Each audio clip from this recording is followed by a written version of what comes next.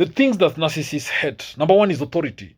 Narcissists believe that they are superior than others. So why do you put them under somebody, under some authority? They hate any kind of control over them, any form of authority over them. They hate it with passion. Narcissists want to control everybody. They want to control the environment. They want to control you. They don't want to be answerable to anybody. They want to be bossed by anybody. They want to be the bosses. They want to be the ones people, they want people to be answering to them, not the other way around. So many people who want authority and power, or many people in authority, or many bosses, they hate and they dislike working with narcissists because they know they'll have a tough time working with them.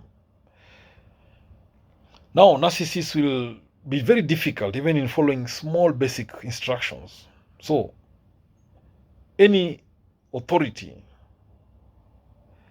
any kind of authority over the narcissist, any control over the narcissist makes them powerless, makes them feel that they've lost control. Now, the other thing that narcissists hate the most is to be vulnerable. Narcissists, they hate to feel vulnerable.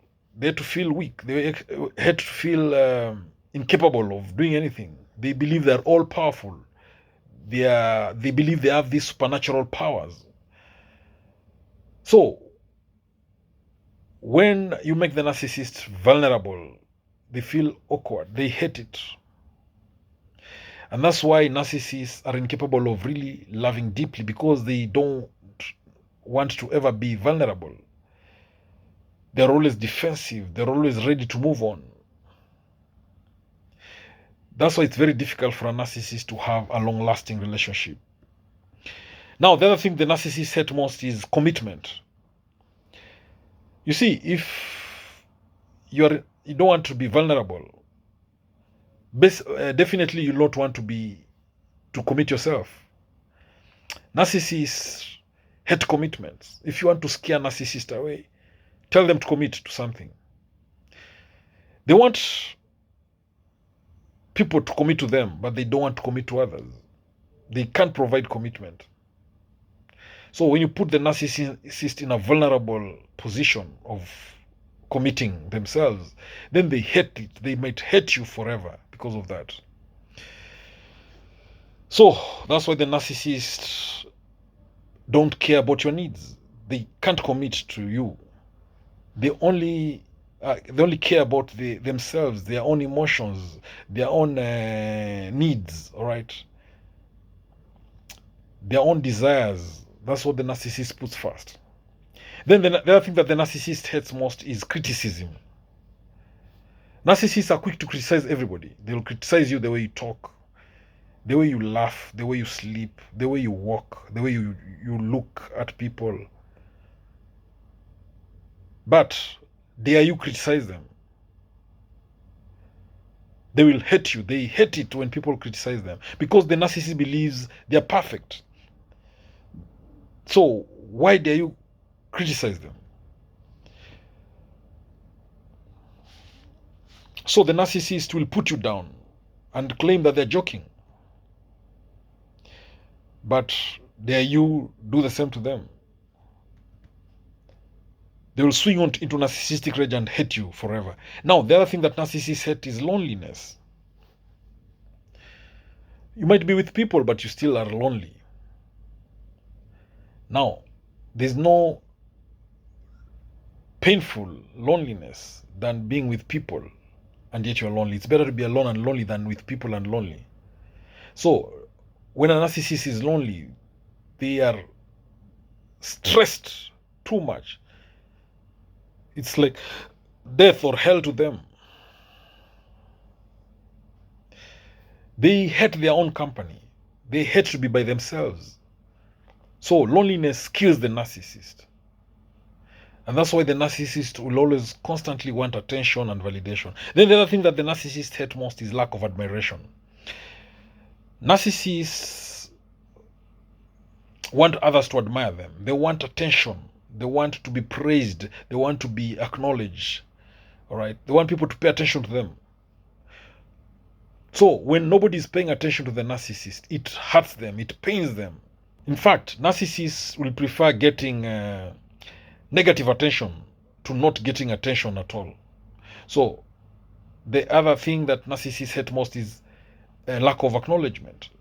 All right, this closely linked to the lack of admiration, lack of validation, because narcissists always want validation.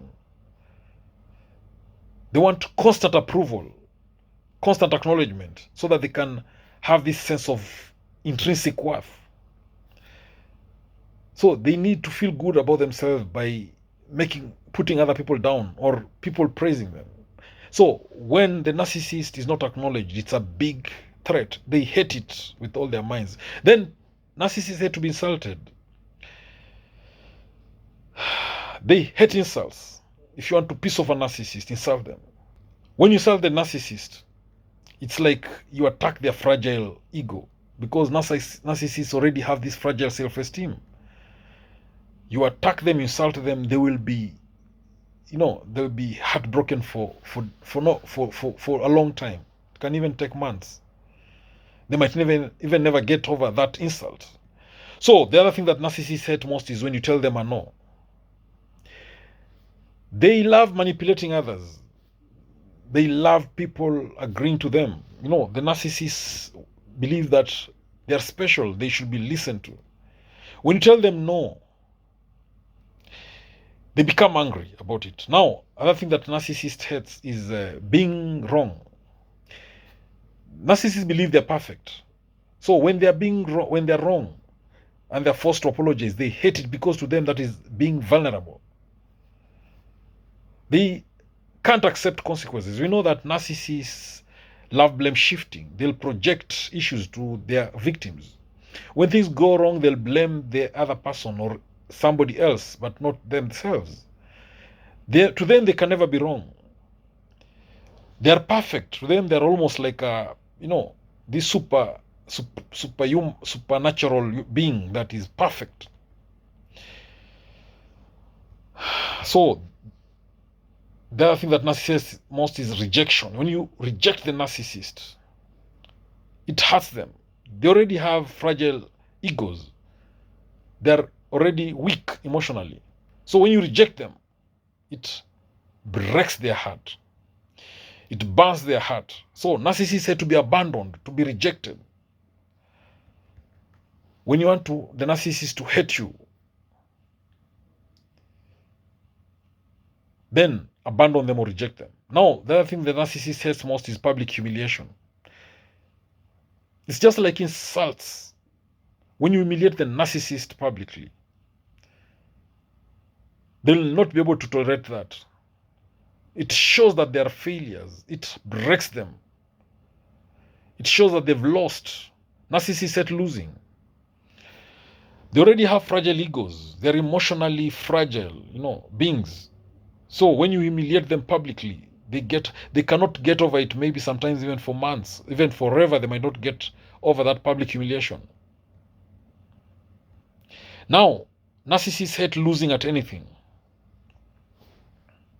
They love winning. We know people love winning, but narcissists, they hate defeat. They always want to be number one. They want to be the champion. Now, they also hate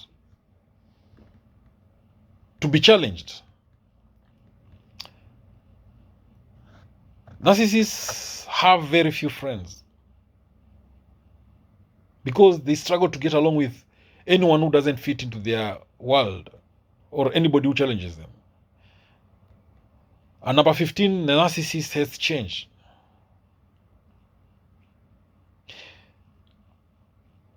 Narcissists have changed when it is out of their control, but when they're the ones doing the changes, they are happy about it.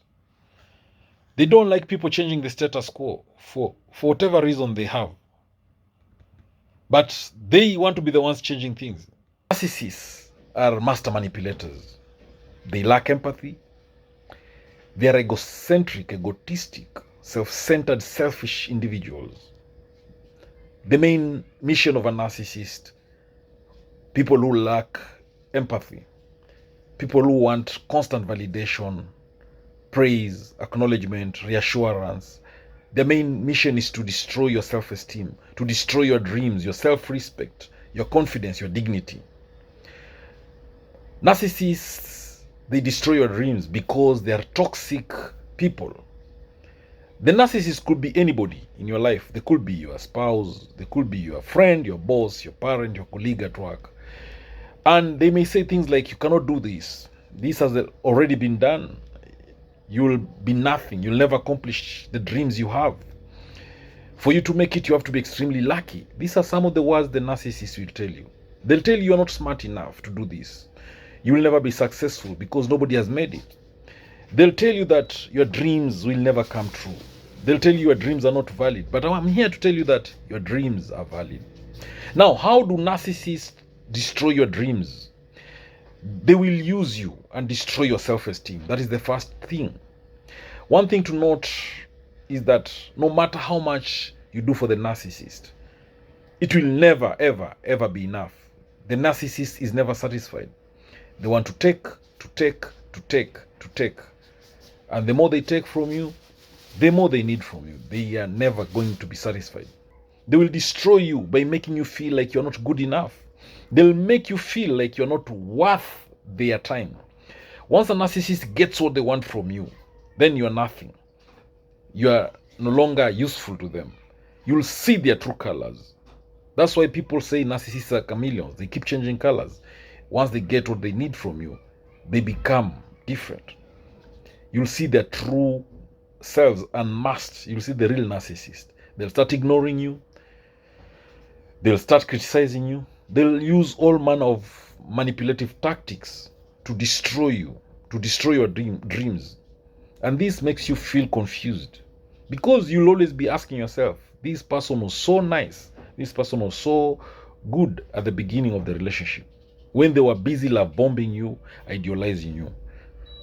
Now, the other thing that the narcissist will do to destroy your dreams is that they milk your emotions away from you. They'll drain your energy from you.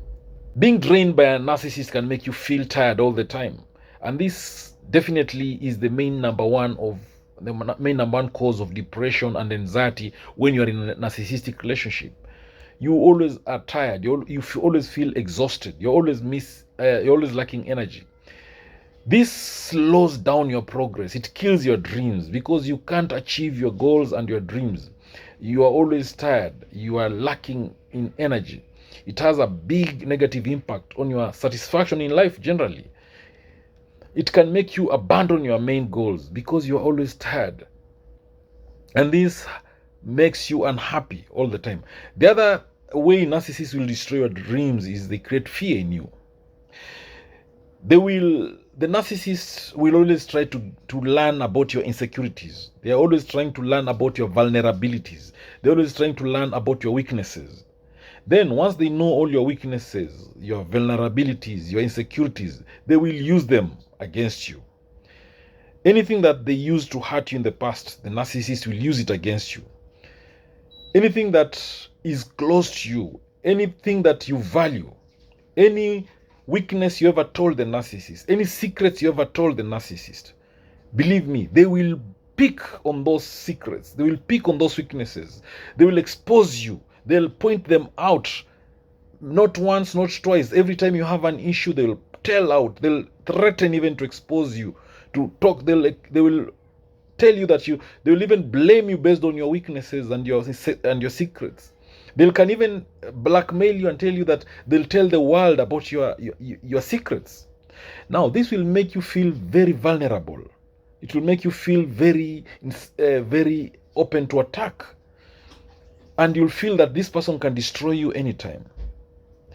And this is someone you think you loved so much, but they will kill your goals, your dreams, your happiness. And this hurts you in a big way. The other way narcissists can destroy your dreams is through criticism. They'll be constantly criticizing you. You see, they'll remind you, they'll tell you that you cannot make it in business. For instance, if you tell them that you want to venture into business, if you tell them that you want to venture into any activity, anything that can make you progress, they'll tell you you can never make it. The narcissists will want to destroy any dream that you have. They'll be critical about it, about everything. If you tell them that, for instance, you want to be an author, they'll tell you you can never write a book. You can never make anything from books. If you tell them that you want to be a musician, they'll tell you you don't have a voice of a musician. You'll never make it. They'll tell you there is no money in music, for instance. If you tell them, whatever you tell them about your dreams, they will make sure they kill them. Remember that you are smart, you are wise, you're intelligent. Be more confident of yourself. Believe in yourself that you will make it. The narcissist's main mission is to make you be beneath them. They want you to be inferior to them in their eyes. That's the only way they can feel superior. That's the only way they can feel better about themselves.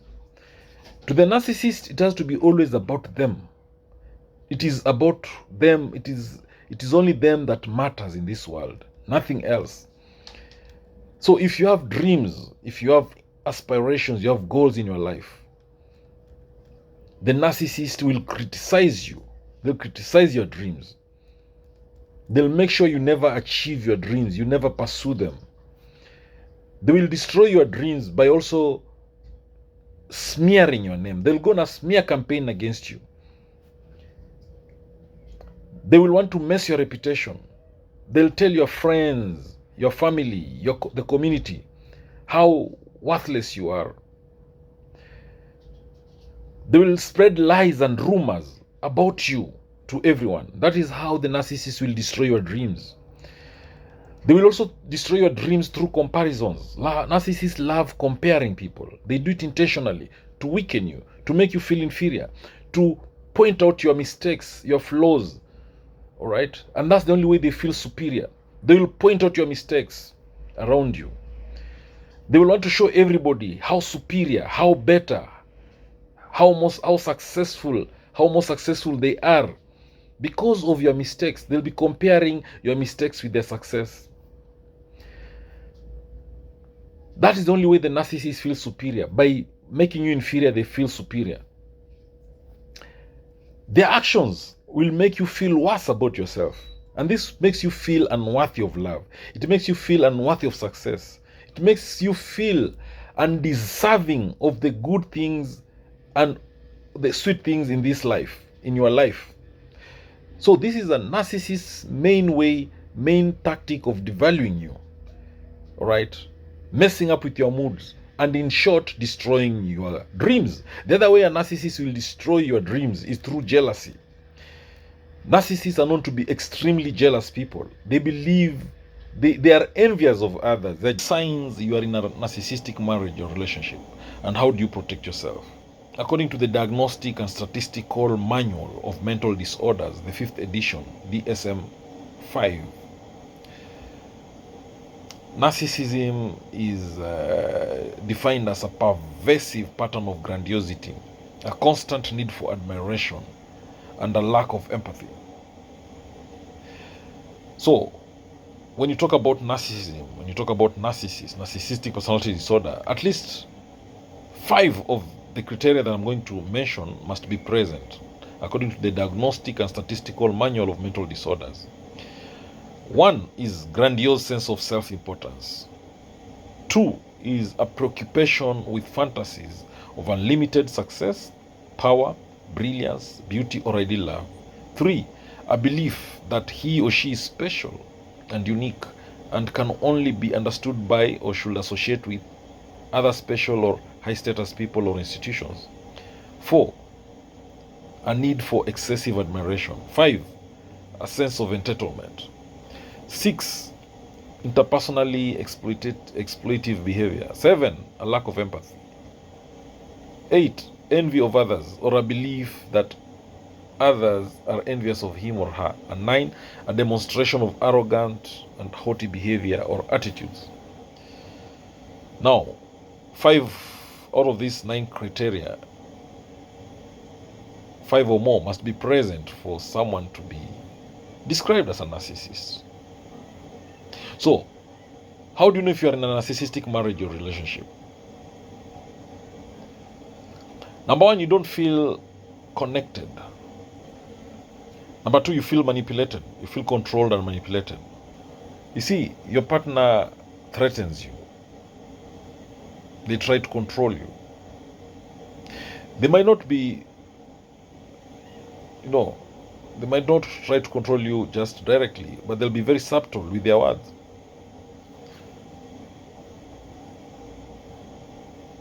So it's like, if you don't do this, something bad will happen. If you don't do this, I will do this. You feel manipulated. So you find yourself agreeing to them because you fear that bad thing that will happen. So that's manipulation and controlling. Controlling their wives, their spouse in that relationship. And they do this to get maybe power over their partners, power in that relationship, to get something. They have demands. With manipulation and control, you forget what happened during the initial stages of the relationship, before the control and manipulation started. Now, the other sign that you're in a narcissistic relationship, you don't feel good enough. You always feel empty. You feel inadequate. You don't feel beautiful. You feel ugly. You don't feel attractive. You feel like a failure. In a narcissistic marriage, your partner will always put you down. They make negative comments about everything that you do. You are not in touch with things that you used to enjoy doing because you don't have time for them anymore. So you start lying to cover up the things that your partner does or does not do. You're always tired. It's always difficult for you to get out of bed in the morning. You start hiding things from family, from your friends. You feel ashamed about what goes on in your life. So you don't feel good enough. That's a big sign you are in a narcissistic marriage. So you're in a narcissistic marriage if you constantly feel that you're being gaslighted. So someone constantly denies things that you know to be true. They're gaslighting you. They make you question the reality. You doubt yourself. Gaslighting is abusive. It is meant to control you. They'll tell you that you're not smart. You have a problem with your memory. They'll tell lies about your behavior. They'll twist reality to make themselves be right. So gaslighting, what it does to you, it makes you start second guessing yourself. You feel like you're going crazy. So if they gaslight you in front of your family members, in front of your friends, then everybody thinks that you have a problem and not your partner, because they don't know what happens behind closed doors. If you avoid the conversations in that relationship, if you treat each other on a silent treatment, then that's a narcissistic marriage. You see, every conversation you have with your partner, it ends in an argument, a big one. Even if you try to be calm, even if you try not to be upset about what your partner says or does, you still end up in arguments. Your partner wants a reaction from you. They want to control you. They want to control your emotions. So when you react, it gives them satisfaction. So you find that it's even better to avoid conversation in that relationship instead of dealing with the constant mind games. So in a narcissistic marriage, you feel responsible for everything, because to the narcissist, everything that goes wrong is someone else's fault. When they do something wrong, it's your fault. They don't apologize. To the narcissist, you're not equal. So they don't see why they should apologize to you. They don't take responsibility for their actions. The narcissist will always blame you in that relationship. So if anything goes wrong, then it will be your fault, even if they're the ones to be blamed. So everything bad that happens in the narcissist life, in your marriage, is because of you. So you feel like there's nothing that you can do right. Another sign that you're in a narcissistic marriage is that you find yourself walking on eggshells. You don't know when your partner is going to explode. You don't know when they're going to be in their worst moods. Something minor happens and they swing into narcissistic rage. You are in a narcissistic marriage if you see that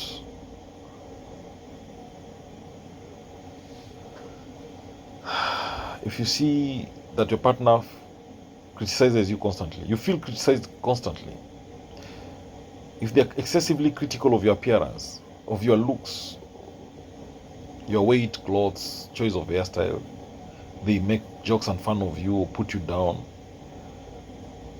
They might do it behind your back or on your face.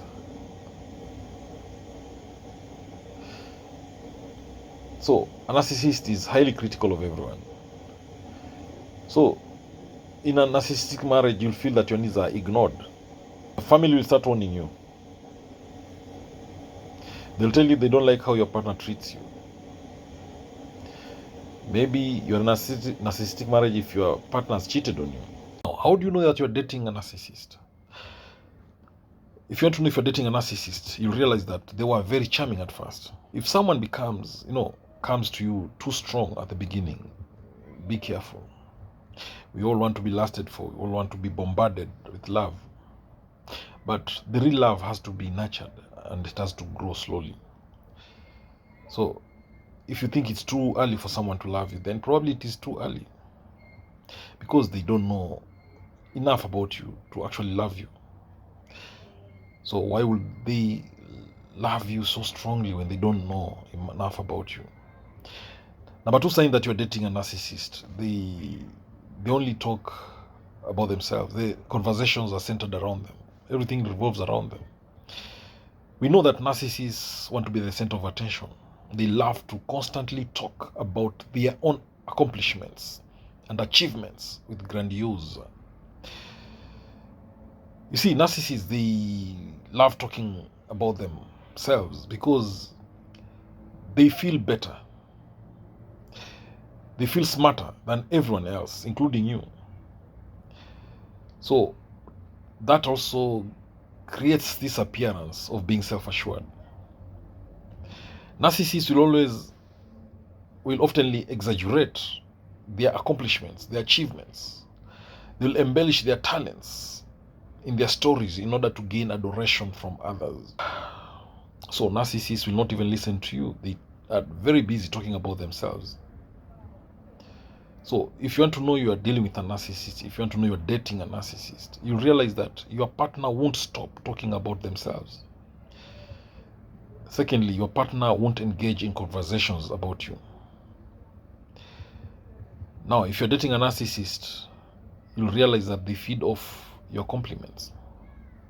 The narcissist wants a lot of attention. They need a lot of praise. If you don't give it to them, they'll fish for it. And that's why the narcissist wants you to constantly tell them about how great they are. They use other people. And mostly they'll use empaths to get this sense of self-worth, to make them feel powerful. So narcissists generally have a low self-esteem and their egos can be slighted very easily. And that's why they need constant compliments, praise, attention, acknowledgement, validation, assurance.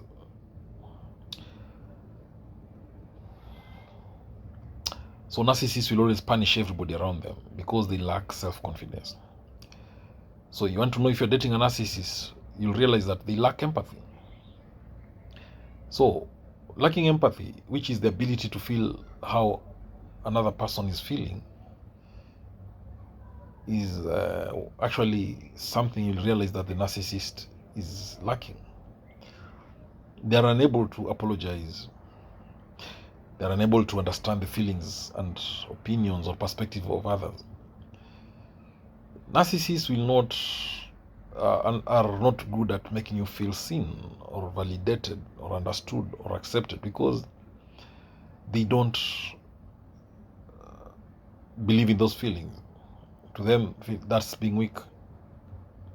They don't care what about you. They don't care if you have a good day, you're unwell, if you've had a conflict with your friend or your relatives.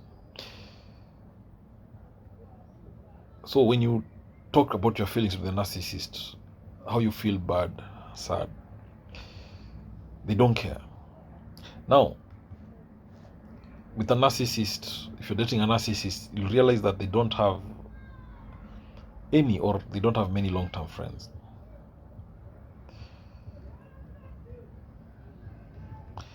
Again, if you're dating a narcissist, you realize that they pick on you constantly. They'll put you down. They'll call you names. They'll hit you with, painful, hurtful jokes that aren't quite funny. So the narcissist's main aim is to lower your self-esteem so that they can increase their own, because it makes them feel powerful. So if the narcissist knocks you down with insults when you do something worth celebrating, so get yourself out of there. Again, if you're dating a narcissist, you'll realize that they gaslight you. They manipulate you and they abuse you emotionally. So if you're being gaslighted by a narcissist, you'll realize that you no longer feel like the person you used to be. You feel more anxious. You are less confident than you used to be. You ask yourself if you're being too sensitive. You think or feel like everything you're doing is wrong. You think that it's your fault when things go wrong. You are oftenly saying sorry, oftenly apologizing. You're always having this sense that something is wrong, but you're not able to identify what it is. You might even have excuses for your partner's behavior. Now, if you're dating a narcissist, you'll realize that they are thinking they're right about everything. They never apologize. You'll feel like your partner doesn't hear you. They don't understand you. They don't take responsibility for their part in an issue. They don't try to compromise. All those are signs that you're dating a narcissist. Now, finally, if you're dating a narcissist and you show them that you're done with them, they will be angry. They will lash out at you because they feel their self-esteem has been hit. So if you tell the narcissist that you're done with the relationship, they'll want to hurt you for abandoning them. The narcissist has to be rejected. Their ego will be so bruised that it makes them enraged, and they will hate you for wronging them. To the narcissist, if anything goes wrong, it's your fault. Even the breakup, they'll blame you. Now, if you're in a relationship with a narcissist who's constantly criticizing you, belittling you, gaslighting you, not committing to you, that's alone, it's emotionally exhausting. How do you prepare for that breakup? You should constantly remind yourself that you deserve better. You should strengthen your relationships with your empathetic friends. You should build a support network with friends and family who can help remind you what reality is all about. Visit a therapist, all right? Go for counseling. You can't change a narcissist. You can't make a narcissist happy just by loving them or changing your needs to meet their needs or desires. The narcissist will never be empathetic. You'll always feel empty after interaction with the narcissist. Narcissists cannot be fulfilled in relationships. They cannot be fulfilled in any area of their lives because nothing is ever special for the narcissist. You'll never be enough for the narcissist because they're never enough for themselves. So the best thing you can do with a narcissist is to cut ties. Don't explain anything to them. Don't give the narcissist a second chance. Break up with them. Don't give them a second, third, or fourth, fifth, sixth, seventh chance. Narcissist cheating signs. Fact: today, infidelity or cheating happens to be the number one reason why relationships fail worldwide, everywhere. Narcissists cheat, and the signs that your narcissist is cheating on you, they're liars, big liars. The narcissist lies a lot. That's the first thing you should always put in your mind. They lie for their own selfishness, for their own benefit. So if the narcissist insists on something repeatedly, they tell you again and again and again, most likely it's a lie. Don't trust them. They might tell you how they hate liars, how they hate cheats, how they can't withstand lying. So this is a way of manipulating you, of trying to fool you, but they are big liars. So when the narcissist tries to talk about integrity, honesty, being truthful, despising lies, not being a cheat, that alone is a big red flag that they are liars. They're going to lie on you. They're going to cheat on you. A cheating spouse, for instance, they will want to persuade you, to convince you that they will never be involved in any infidelity, in any extramarital affair, so that they can benefit from this lie, because they know you are deeply in love with them and you'll be fooled. So when the narcissist lies to your face and you don't catch them, they feel superior than you because they're fooling you and you're not able to catch them. So the narcissist, sign number 2 that they lie is because they disappear frequently and they are vague about their whereabouts. They disappear regularly. They don't take your calls for hours or even days. Even if you live together with the narcissist, they'll not find it difficult to find excuses to disappear for several days. They could say they are visiting a friend or a distant relative that lives in another city. Obviously, they don't need to disappear for long periods to have an affair. But if the narcissist is unreachable for hours, then they may be seeing someone else.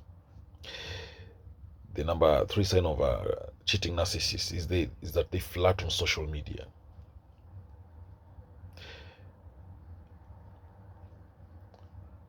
Where they smoke, there's fire. So when you see a narcissist flirting with someone on Facebook, on Twitter, on Instagram, that's a big sign that they are cheating on you.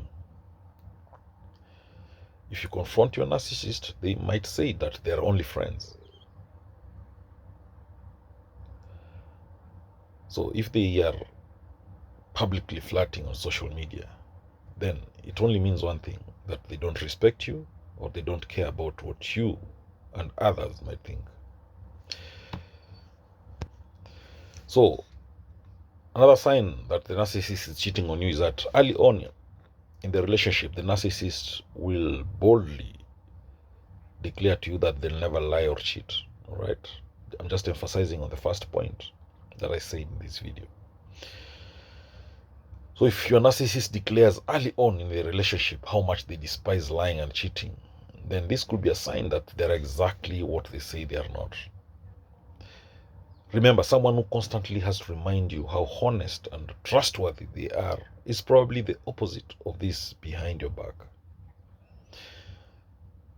The narcissist might even go ahead and lie on your face. They tell you so much emotional story of how they were cheated on by someone they loved so much, and how they were heartbroken, and they tell you that this is why they will never cheat on someone or lie to someone. So that's a big red flag.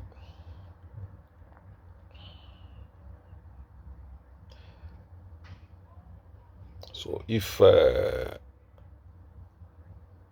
people warn you about the narcissist, clearly that's another big sign that the narcissist is cheating on you. So if your narcissist ex-partners are exposing them publicly or warning you about them, then take a step back.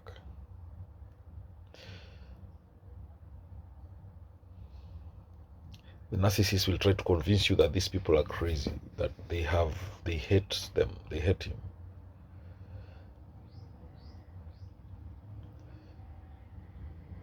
So that's a big red flag. So if you want to know that your narcissist is cheating on you, they are extremely jealous or they accuse you of cheating. So in order to distract you from their cheating ways, from their infidelity, the narcissist might accuse you of cheating on them. They will think that you will not suspect them of being unfaithful to you if they show strong content for such behavior. So them showing that they really despise cheating is a way of fooling you, not to suspect them. Even if you suspect the narcissist that they're cheating on you, it's very difficult to bring up the subject because you're also trying to defend yourself. So when the narcissist accuses you of cheating on them, that's clearly a big sign that they are cheating on you.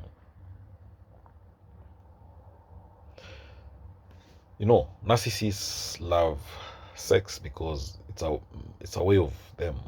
Not all narcissists, but many narcissists use sex as a way of getting narcissistic supply. So if you notice that your narcissistic your narcissist is no longer demanding a lot of sex from you, then the probability, there's a big chance here that the narcissist is getting a lot of sex from somewhere else.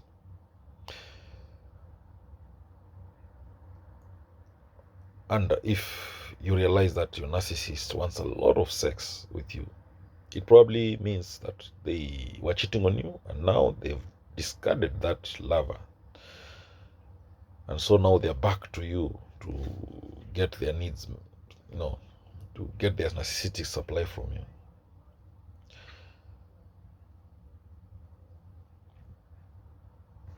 So at the beginning of a relationship, the narcissist love bombs their victims. They spend a lot of money on them.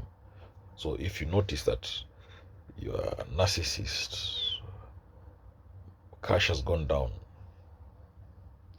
and they don't have enough time to spend with you, they don't have enough money to spend with you, probably their attention is elsewhere. That's a big sign that they are cheating on you. Imagine your narcissist never used to bring home gifts, but all of a sudden they're bringing home gifts. Well, this is a big sign of cheating. Your man has never thought of flowers before, but now they're bringing you bouquets of flowers regularly for no reason. That's a clear sign they're cheating on you.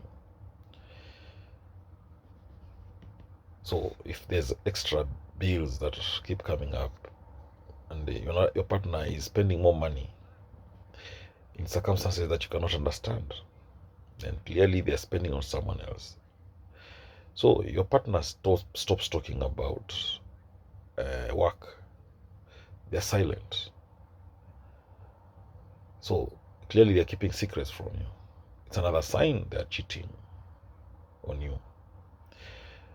Again, your narcissist ex is uninterested in sex with you because probably they're getting their sexual needs met elsewhere. And when that happens, then the narcissist is done with you. Or maybe they can become more demanding about sex because they feel entitled to sex. So if the narcissist is overprotective about their phone or computer, probably they're hiding the implications of cheating or the implications of an affair or infidelity. So if they are always online a lot, then your narcissistic partner might be cheating on you. If they are so much online without any logical reason, they may be cheating on you. they are suddenly unreliable. You know, you would keep appointments with your narcissist. You would have dates. But now they keep breaking those appointments and they keep making excuses constantly. And this could be a big sign of cheating. So if your narcissist has been cheating in previous relationships, if they have that history of cheating, they will always cheat on you, because cheaters always cheat. Once a cheat, always a cheater. Another sign that the narcissist is cheating on you, they stop talking to you. They abruptly ghost you because something is going on elsewhere. In other words, there's someone else on the scene, and that someone else is giving your narcissist all the attention they crave.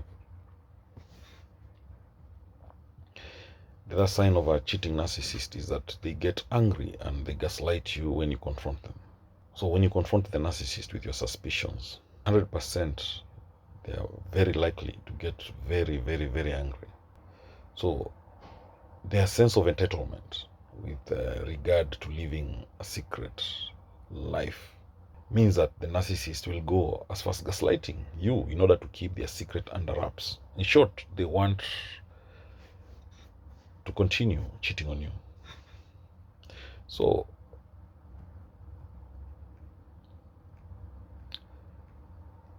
when the intimacy has dropped, just know there's some cheating going on, and you'll notice that their daily routine changes. So if your narcissistic partner starts going to the gym, eating healthily, probably they're in an early stage with another woman, an early stage of a relationship with another woman. The narcissist left you, discarded you, dumped you, and now you want them back. What do you do? So the first thing to do is to give them what we call the silent treatment. Ignore the narcissist. Cut contact with them. When you ignore the narcissist, the message they get is that they have no control over you. Once your relationship with the narcissist has ended, your narcissistic ex expects you to keep talking to them every day. They expect you to beg for the attention every day. So when you ignore your narcissistic ex, when you ignore their calls, when you ignore their text messages, you don't respond, they'll be worried, they'll be anxious, they'll be hurt.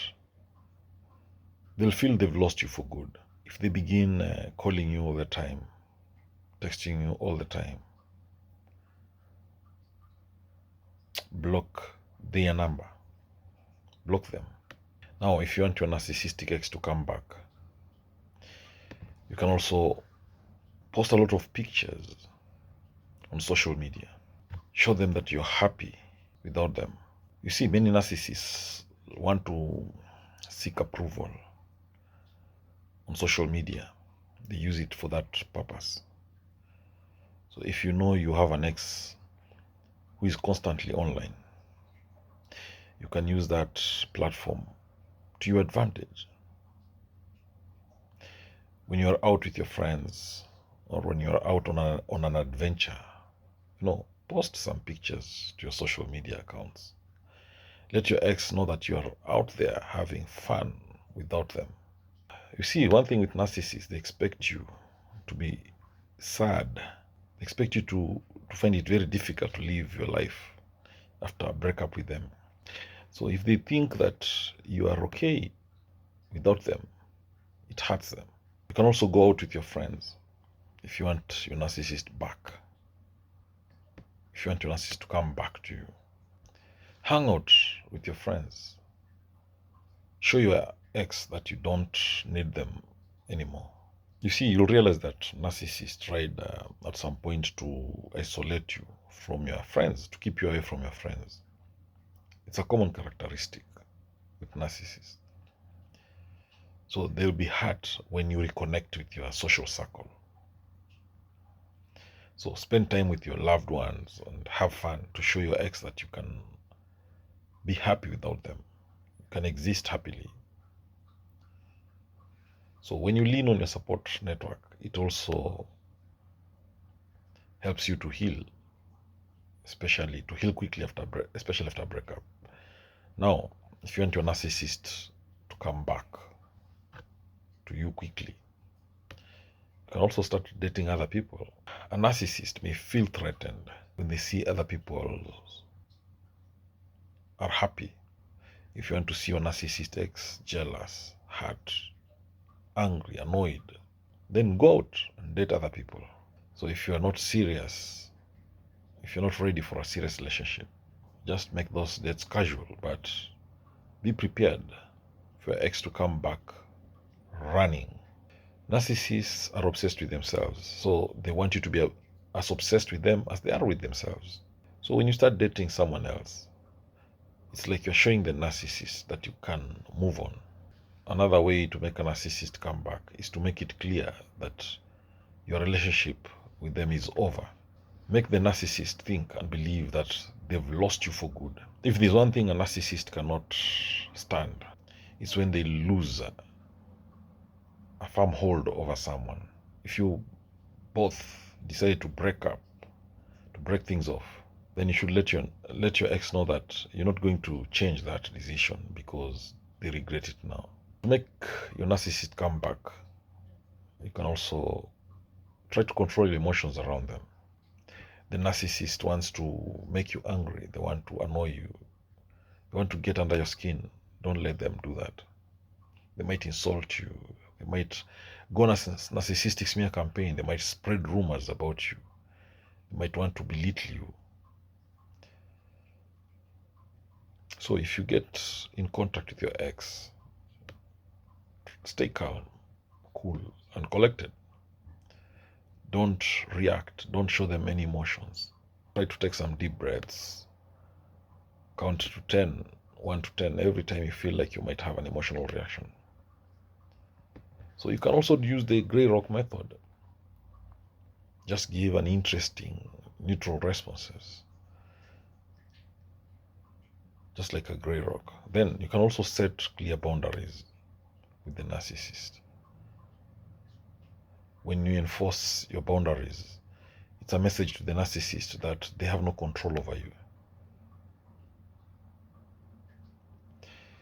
The narcissist is used to walking all over you. So you have to show them, you have to teach them a lesson that is over. Make sure you have some boundaries and stick to them. Remind the narcissist that you are broken up. Try to remind them that they need to limit their contact with you. They can only contact you if it's completely necessary. Remind them that you're not in a relationship anymore, and that you're only going to respond to their text messages if it's urgent. You can also remind them not to call you when you're working.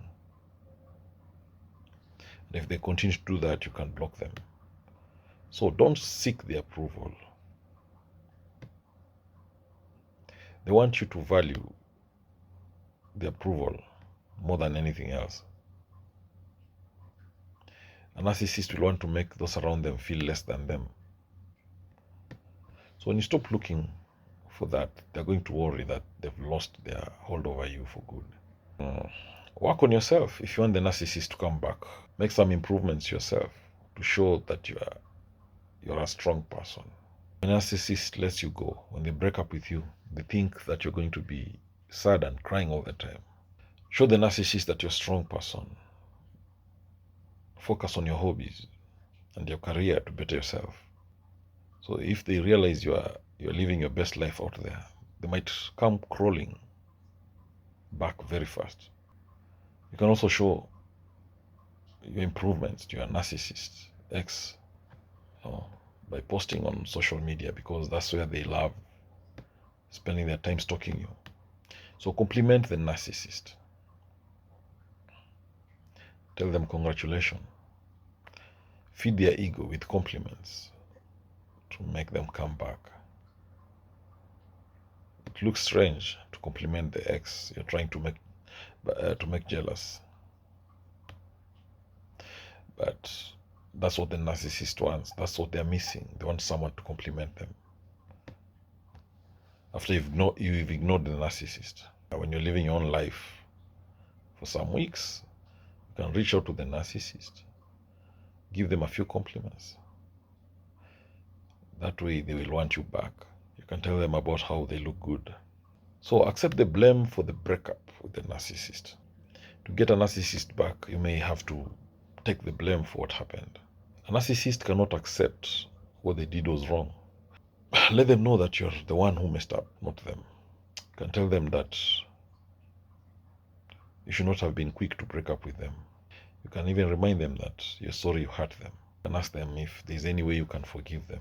You can ask them if there's any way they can forgive you because you believe you wronged them. That is what the narcissist wants. If you want them back, take the blame for what happened. How do you make a narcissist regret losing you? How do you make them miss you? So if you're moving on from a relationship with a narcissist, it hurts. You feel that you should make them regret losing you. You want them to know your life is better without them. You want to make them feel remorse. So in this video, I want to talk about how to make this narcissist regret losing you, how to make them miss you. Number one, you should go no contact with the narcissist. Walk away and end communication to signal that you're done with them. Cut off all contact with the narcissist. When you go no contact, that is the best way to deal with the narcissist.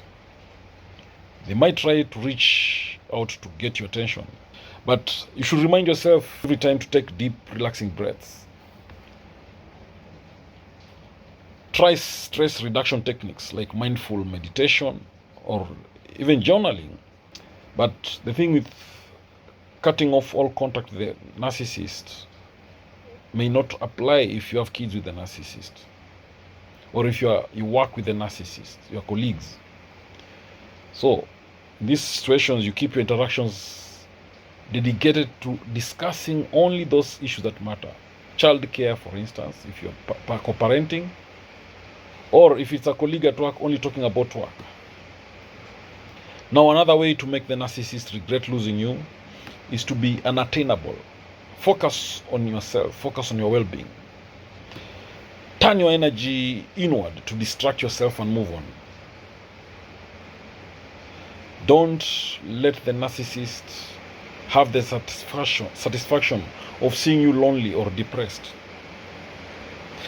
That way they might think they have power over you.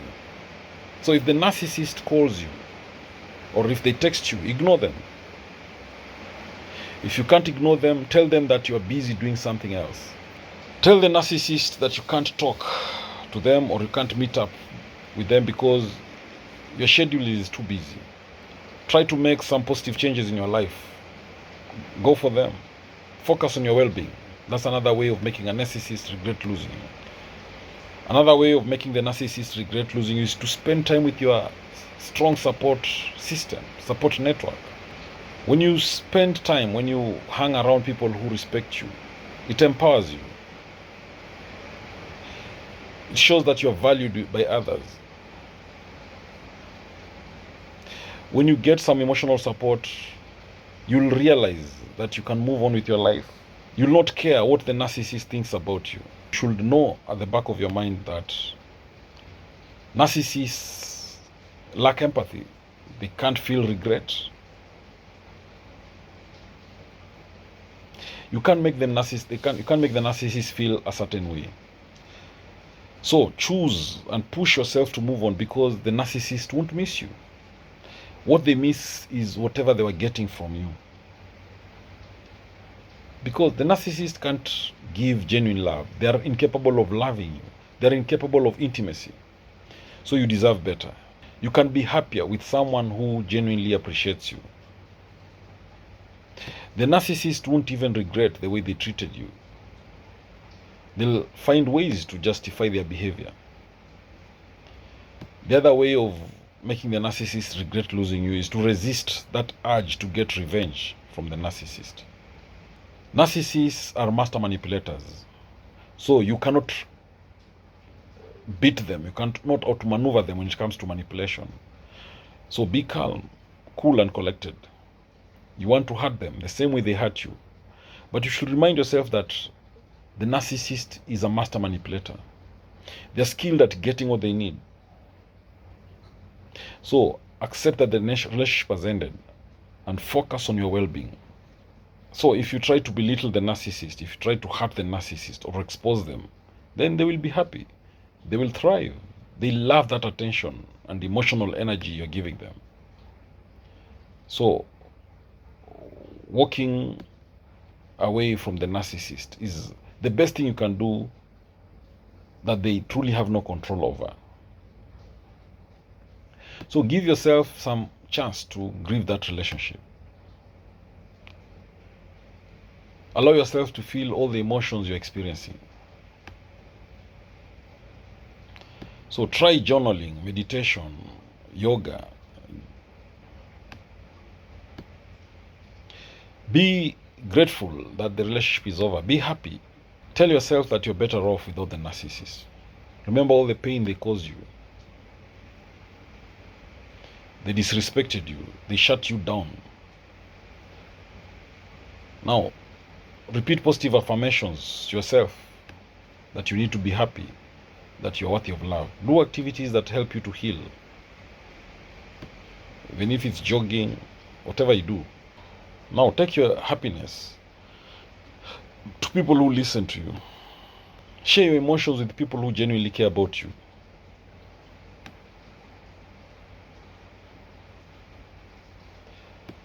Ignore the narcissist. Go out and celebrate with friends about your achievements instead of telling the narcissist about it. Live without worry. Don't waste your time. Don't waste your energy thinking about the narcissist.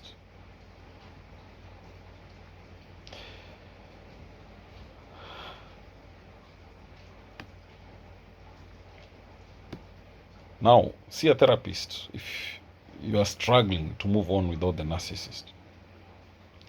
So talking with a therapist can help you recover. It's very tough to get over a relationship with a narcissist. Why do they come back? Why do the narcissists want to come back? What is the real reason for that? So let's look at the 5 reasons or more reasons why narcissists will want to come back, especially when you're strong again. They want to come back because saying no to a narcissist, rejecting a narcissist, being ignored a narcissist is so painful. They can't resist being ignored or rejected, and that's why they will come back when you're strong again. One of the things that the narcissist hates most is to be ignored, to be rejected. So when you continue to be strong, even after leaving the narcissist, it's a clear sign that you're not affected by the absence. So they start feeling bad about it. They start to think that their presence never mattered to you. So they feel painful, they feel rejected. They will want to come back to you. So the other reason why the narcissist will want to come back when you're strong again, they start thinking, making assumption that you're a high value person again. You see, when you see a person being very strong within a few days after breakup, we tend to feel that the person is so strong and independent. So if they see that you're very strong again,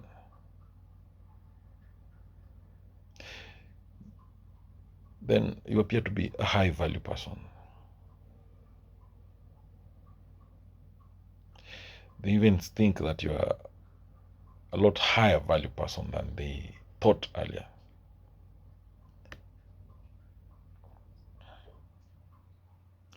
The narcissist gives a lot of importance to high value things and high value people. So these super high importance makes the narcissist think that they should not miss you, and thus they will come back to you finally. Now, the other reason the narcissist will come back is because they can't believe that you have the upper hand in the relationship. Because the narcissist believes that they are the ones who have the upper hand. And in a relationship, the person who has the upper hand is the one who is less affected. And the person in the upper hand is the one who's, most cases, responsible for the breakup. Once they see that you're strong again, they get surprised. Start realizing that they never had the upper hand in the relationship. They start seeing that you can get back to life easily after a breakup. So they get confused, amazed. The narcissist, we know that they never want to lose their narcissistic supply. So they don't want to lose you. Because once there's a breakup with the narcissist, they expect you to think about them. They want you to feel completely heartbroken because the narcissist has broken up with you. They expect you to start missing them. They expect you to contact them every day. They expect you to apologize. They expect you to cry for the narcissist to be back to the relationship.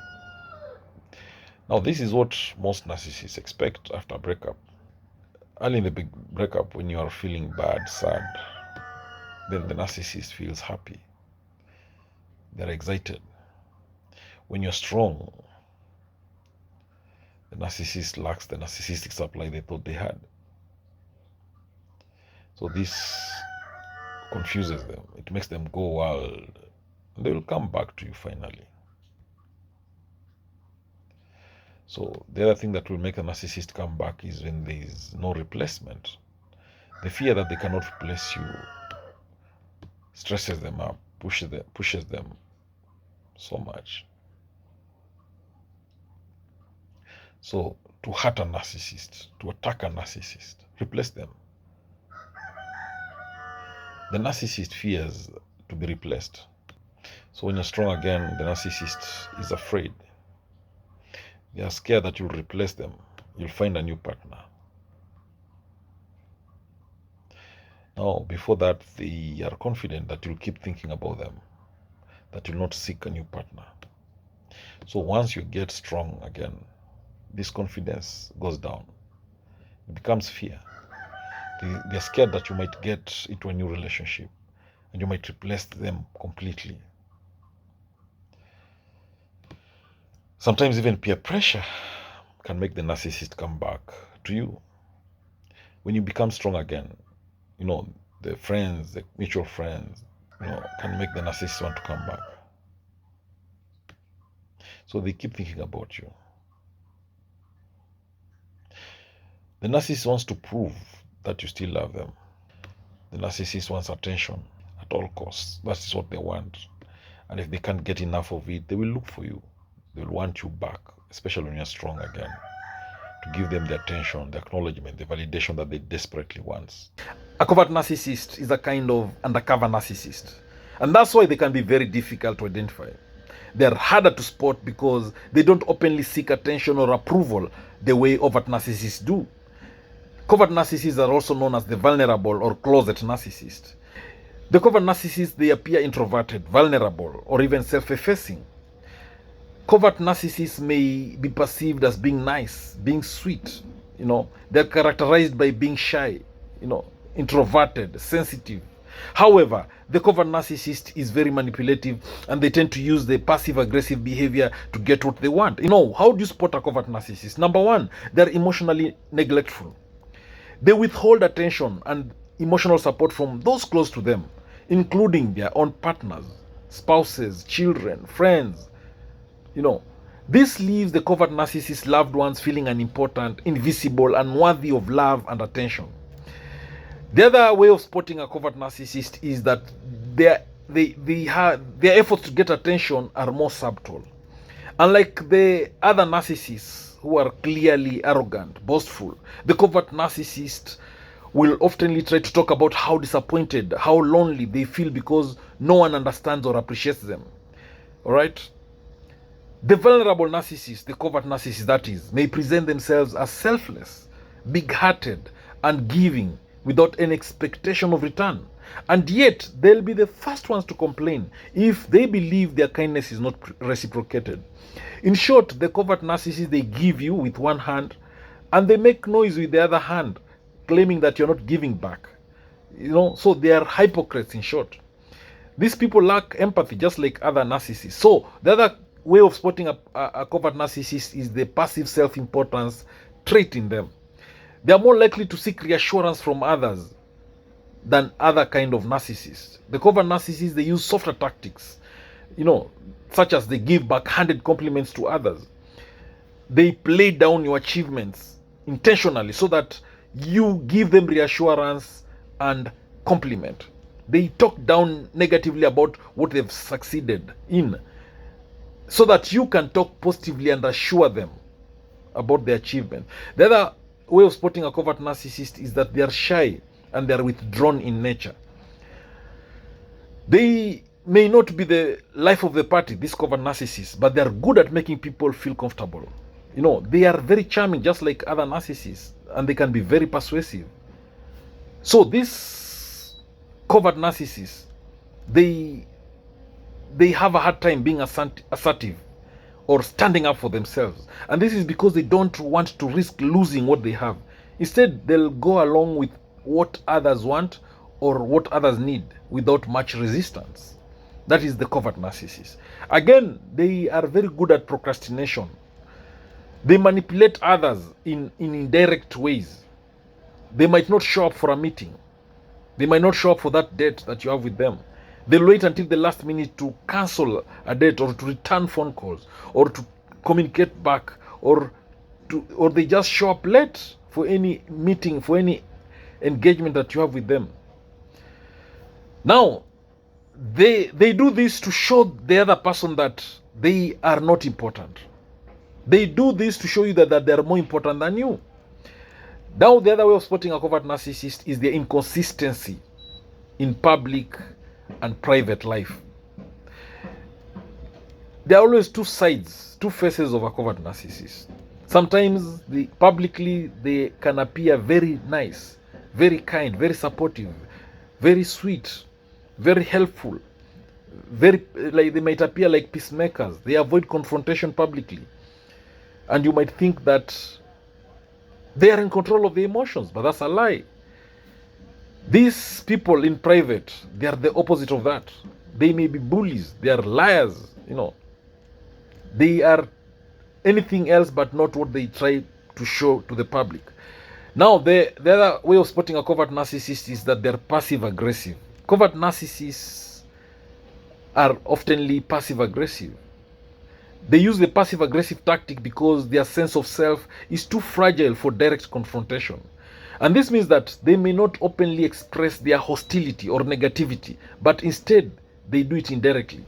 A covert narcissist may make sarcastic comments. They may withhold compliments. They may withhold support. They may spread rumors or gossip. In short, they may go on a narcissistic smear campaign against you or deliberately sabotage others' efforts. They forget to pass on important details about events, or they may leave it until the last minute to share information that will not give you enough time to prepare. Now, while the covert narcissist's passive-aggressive behaviors may not be as immediately obvious as those of other types of narcissists, they are just harmful in the same way. They can damage relationships. So the other thing about the covert narcissists, they are thin-skinned. They are highly sensitive to criticism. Narcissists don't like to be criticized because to the narcissist, they'll never take blame. They're never accountable. They'll never take responsibility. Nothing will ever be their fault, and they will never apologize. Covert narcissists, they have this emotional instability, and this makes them prone to depression and anxiety. You criticize the narcissist just a little, then they get wounded. They are deeply insecure people. They are extremely defensive. They are unable to take on board any kind of negative feedback. And that's why the narcissists are called thin-skinned people, because they are also highly sensitive to criticism. They have this fear within them, deep-seated fear of being exposed, being exposed for the true person they believe they are, the fake person they are afraid that to be exposed. Now, the narcissist, another way of spotting a covert narcissist is that they hold grudges. Covert narcissists are quick to hold a grudge once you wrong them, once you cross them, once you get into conflict with them, any misunderstanding with them, they hold grudges. They will try to even ruin your life if you've wronged them, to prove that they were right all along. Now, then covert narcissists will also give with a goal. They want to be seen as givers. They may volunteer their time to help others. They may give gifts with the intention of making the other person feel good. But there's always something hidden behind their giving. They don't just give for free. When they give you something, they expect something big in return, something even much better in return. When a covert narcissist acts as a volunteer, when they volunteer their time to do something, to help someone, a friend for instance, they expect that friend to be available to them when they need help. They may also give gifts with the intention of making the other person feel indebted to them. So when a narcissist gives you, don't celebrate. They want something back. They expect it back in a bigger way. The other way of identifying, spotting a covert narcissist is that they are self-serving. They have this self-serving empathy. They can pretend to be empath. They can purposefully show empathy to you to get something from you. They may behave and act as a kind person. They may comfort you when you are upset, when you are down, but they expect to receive something else in return. The other way of spotting a covert narcissist is that they are envious and they are jealous people. They feel envious of others who have things that they feel they are entitled to themselves. The covert narcissist may not express their envy, but they may show bitterness or resentment towards others. They believe that other people envy them because of the belief that they are special. The vulnerable narcissist will not take kindly when someone else is praised, when someone else gets the attention that the narcissist, that covert narcissist, believes they deserve that praise or attention.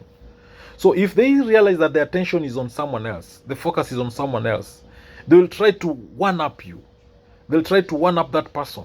They might even criticize them. They might dismiss them, devalue them.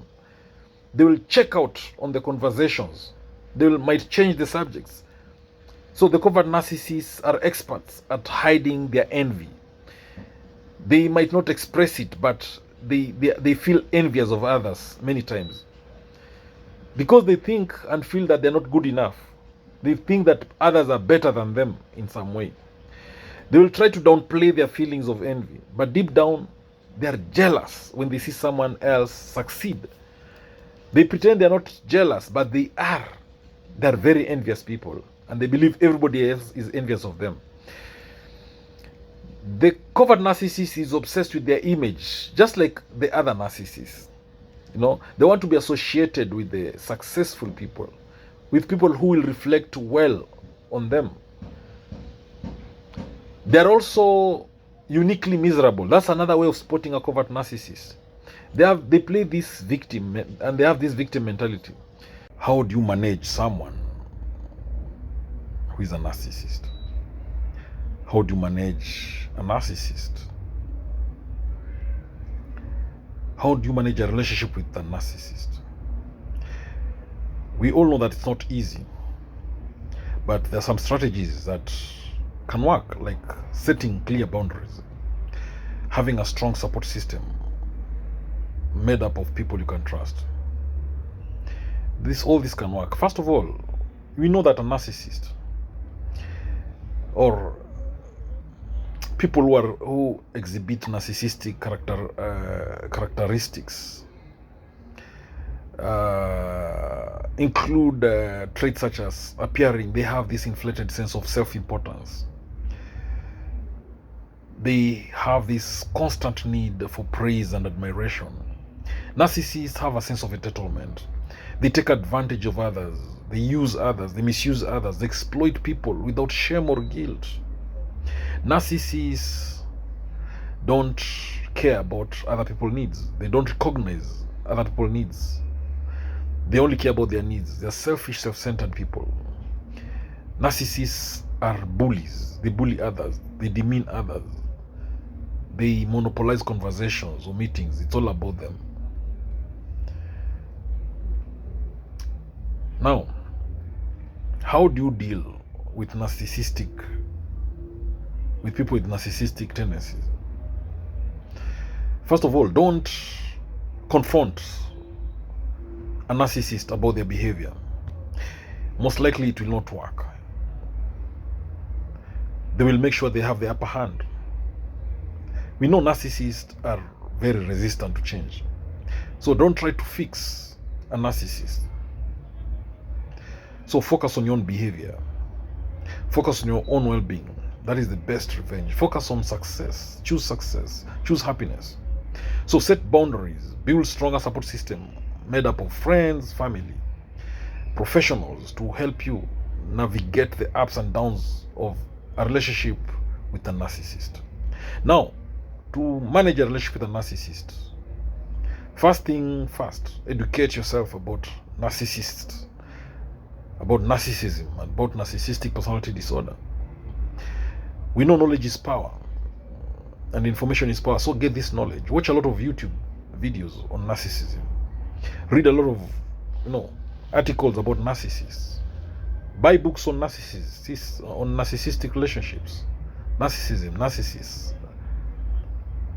and empower yourself. We know that narcissists are charming and likable.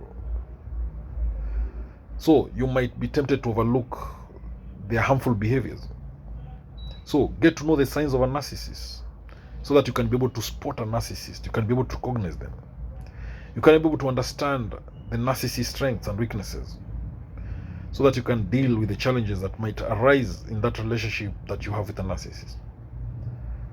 So maybe knowing about the narcissist can make you accept them for who they are.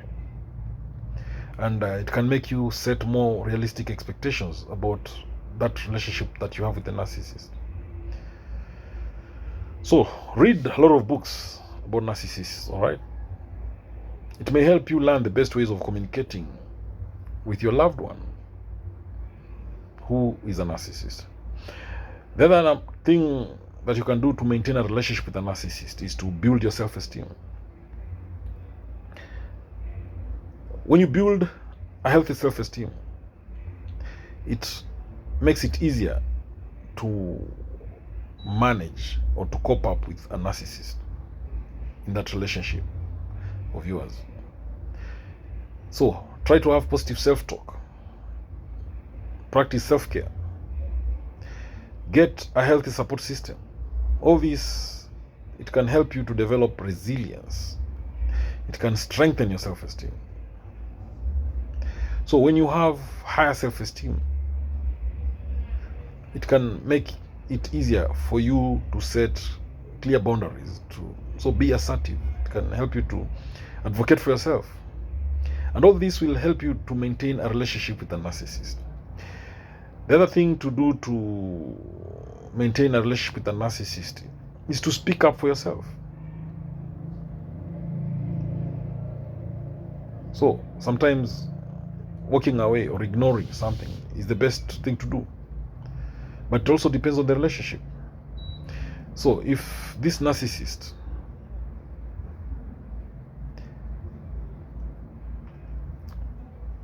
is your boss, is your father, mother, your spouse, then you might need to change strategies. If you think that your boundaries have been crossed when communicating with a narcissist, don't react. Don't be annoyed. What you do, just speak in a calm, gentle manner. You can Tell them how their words, how their behaviors has affected you, your life. So, to maintain a relationship with a narcissist, set clear boundaries. When with a narcissist, they'll cross your boundary. You can't change a narcissist, but you can set boundaries about their behaviors that you find unacceptable to you. Communicate those behaviors clearly to them. Enforce those boundaries. Don't make idle threats or ultimatums. For you to be taken seriously, make sure you follow through your threats. The other thing to do to maintain a relationship with a narcissist is to practice skills that can help you to be calm. Try deep breathing, try meditation, yoga. This might make it easier to remain calm. Don't overreact when interacting with a narcissist. So, be clear on your intentions. Practice what you plan to say. Then, the other thing is to get a support system. So if you can't avoid the narcissist, try to build a healthy relationship and support network of people. Spend too much time with this support system if possible, because spending too much time in a relationship with a narcissist or in a dysfunctional relationship can leave you emotionally drained. So try to rekindle old friendships. Try to also to nurture new ones. Get together with family more oftenly. If your social circle is smaller than you'd prefer, then try taking a class, to maybe study a new course, to do a new hobby. Be active in your community. Be a volunteer in local, community activities. Try to do things that will make you meet more people that you might feel comfortable with. So in a healthy relationship, you both listen to each other, you understand each other, you acknowledge each other's mistakes, you take responsibility for them. So insist on immediate action, not promises, when dealing with a narcissist. So what is narcissistic personality disorder? First of all, people who suffer this narcissistic personality disorder, they have an exaggerated sense of their importance. They desire external praise and attention. They want validation, acknowledgement, all the time. But we know that therapy can help them manage their symptoms. So the big question is, what is narcissistic personality disorder? It is a personality disorder in which people have an inflated opinion of themselves. It is whereby people have this intense need for the admiration and attention of others. They desire external praise and attention. They may be happy and they may be disappointed when they don't receive the praise, the attention, the special favors, the acknowledgement, the recognition that they believe they deserve. People may see this narcissist as proud, arrogant, snobbish, conceited, and you may not particularly enjoy being around a narcissist. So narcissists cause problems at work, school, relationships, everywhere. So the traits of narcissistic personality disorder is described as arrogant, self-centered, demanding. So a narcissist is known to be arrogant, to be self-centered, to be demanding. These are people who have highest self-esteem, and they appear to have high self-esteem, and they believe that they are special or superior to others. But these are people who also need excessive praise, attention, admiration, acknowledgement, validation. And when you criticize them, they react poorly to that perceived criticism. These are people, the narcissists exaggerate. They tend to exaggerate their talents, their accomplishments, and they downplay the accomplishments and the talents of others. So narcissists are usually preoccupied with power, success, and beauty. They often engage in impulsive behaviors such as gambling or certain sexual behaviors, excessive watch of porn, and so on. So, symptoms of a narcissist. Narcissistic personality disorder usually appears in early adulthood. Now, people with this disorder, they might not recognize that they have a problem, because to the narcissist they believe they are perfect, and them acknowledging they have a problem, it goes against their self-image. So the narcissists, they are pretentious, they're boastful, they cause others to avoid them. Their relationships are unfulfilling. They are unhappy, they are angry, they are confused when things don't go their way. They have issues at work, school, relationship, finances. They have issues with alcohol and drugs. So what causes this narcissistic personality disorder? What are the risk factors? Now, I've read a lot of books, articles, I've watched a lot of videos about the causes of narcissistic personality disorder. But one thing that stands out is that NPD, narcissistic personality disorder, the causes are not very well understood. But genetics are thought to be at least partly the cause. They are responsible for many cases of narcissistic personality disorder. And environmental factors also contribute to this narcissistic personality disorder, which may include childhood abuse or neglect, excessive parental pampering, unrealistic expectations from parents. Now, according to the doctors and mental health professionals, they love using the Diagnostic and Statistical Manual of Mental Disorders, the 5th edition, that is DSM-5, which is published by the American Psychiatric Association to diagnose mental health conditions such as narcissistic personality disorder. So the Diagnostic and Statistical Manual of Mental Disorders, the 5th edition, text revision, that is tier diagnostic criteria for NPD, include several traits, and one, it's about having an inflated sense of self-importance and entitlement, needing constant admiration and praise, expecting special treatment due to perceived superiority, exaggerating achievements and talents, reacting negatively to criticism, being preoccupied with fantasies about power, success, and beauty, taking advantage of others, having an inability or unwillingness to recognize the needs and feelings of other people, behaving in an arrogant manner. Now, how do you treat NPD, narcissistic personality disorder? How do you treat it? So treatment for this narcissistic personality disorder primarily consists of talk therapy, which is also called psychotherapy. So talk therapy can help you learn how to relate better to others so that your relationships can become more enjoyable, intimate, and rewarding. So developing positive interactions with other people can greatly improve various areas of your life.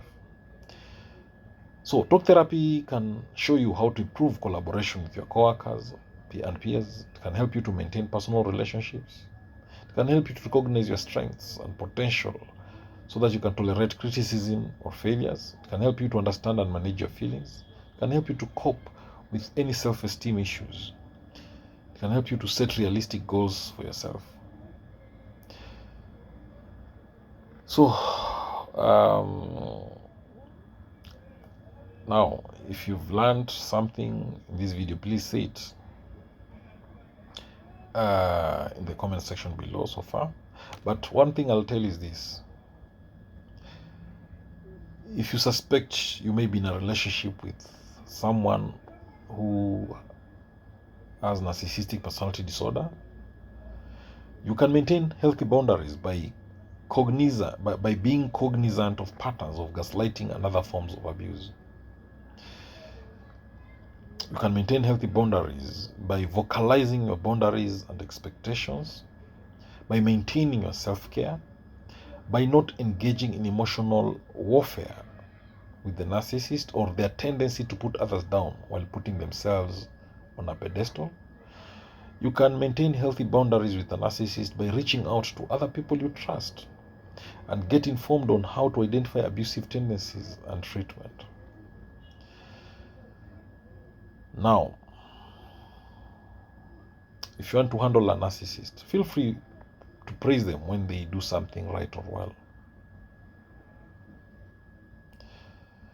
You can convey empathy when appropriate and acknowledge when they are disappointed. Feel free to point out to the person when they are acting rude or in a bad way. Be prepared for arguments based on your calling them out. So if the person with narcissism doesn't realize that their behaviors are causing problems, they'll be less motivated to seek help.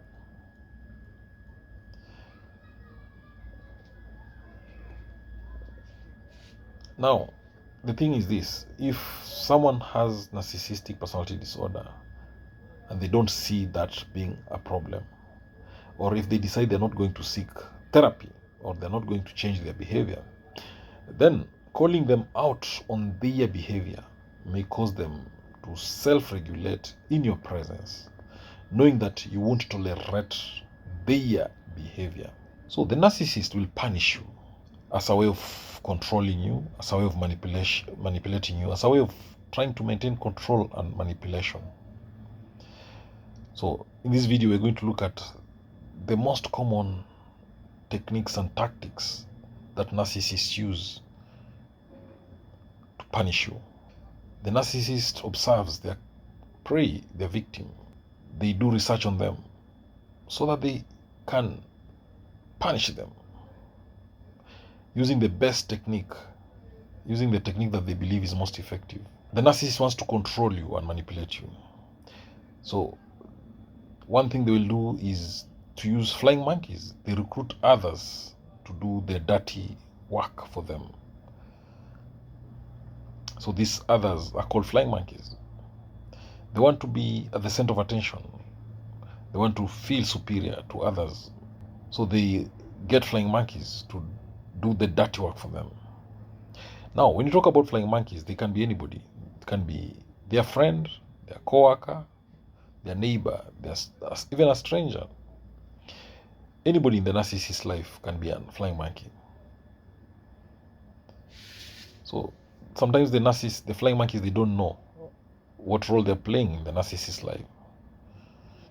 So the narcissist will use the flying monkeys to spread, to gossip about you, to give out negative information about you. And this negative information, most of the time, it is the narcissist who has provided them with. So the narcissist will try to have as many flying monkeys as possible, many people, to spread the negative information about you as possible. Because the more people spread that negative information, the more likely that information will be believed. In short, the narcissist punishes you using the smear campaign. They paint a negative image, a negative picture of how you have problems, you're the problem, and how they're the good person, the innocent victim, and you're the bad one. So if the narcissist realizes or feels that they are losing control of you, then they will need assistance to get you under their control again.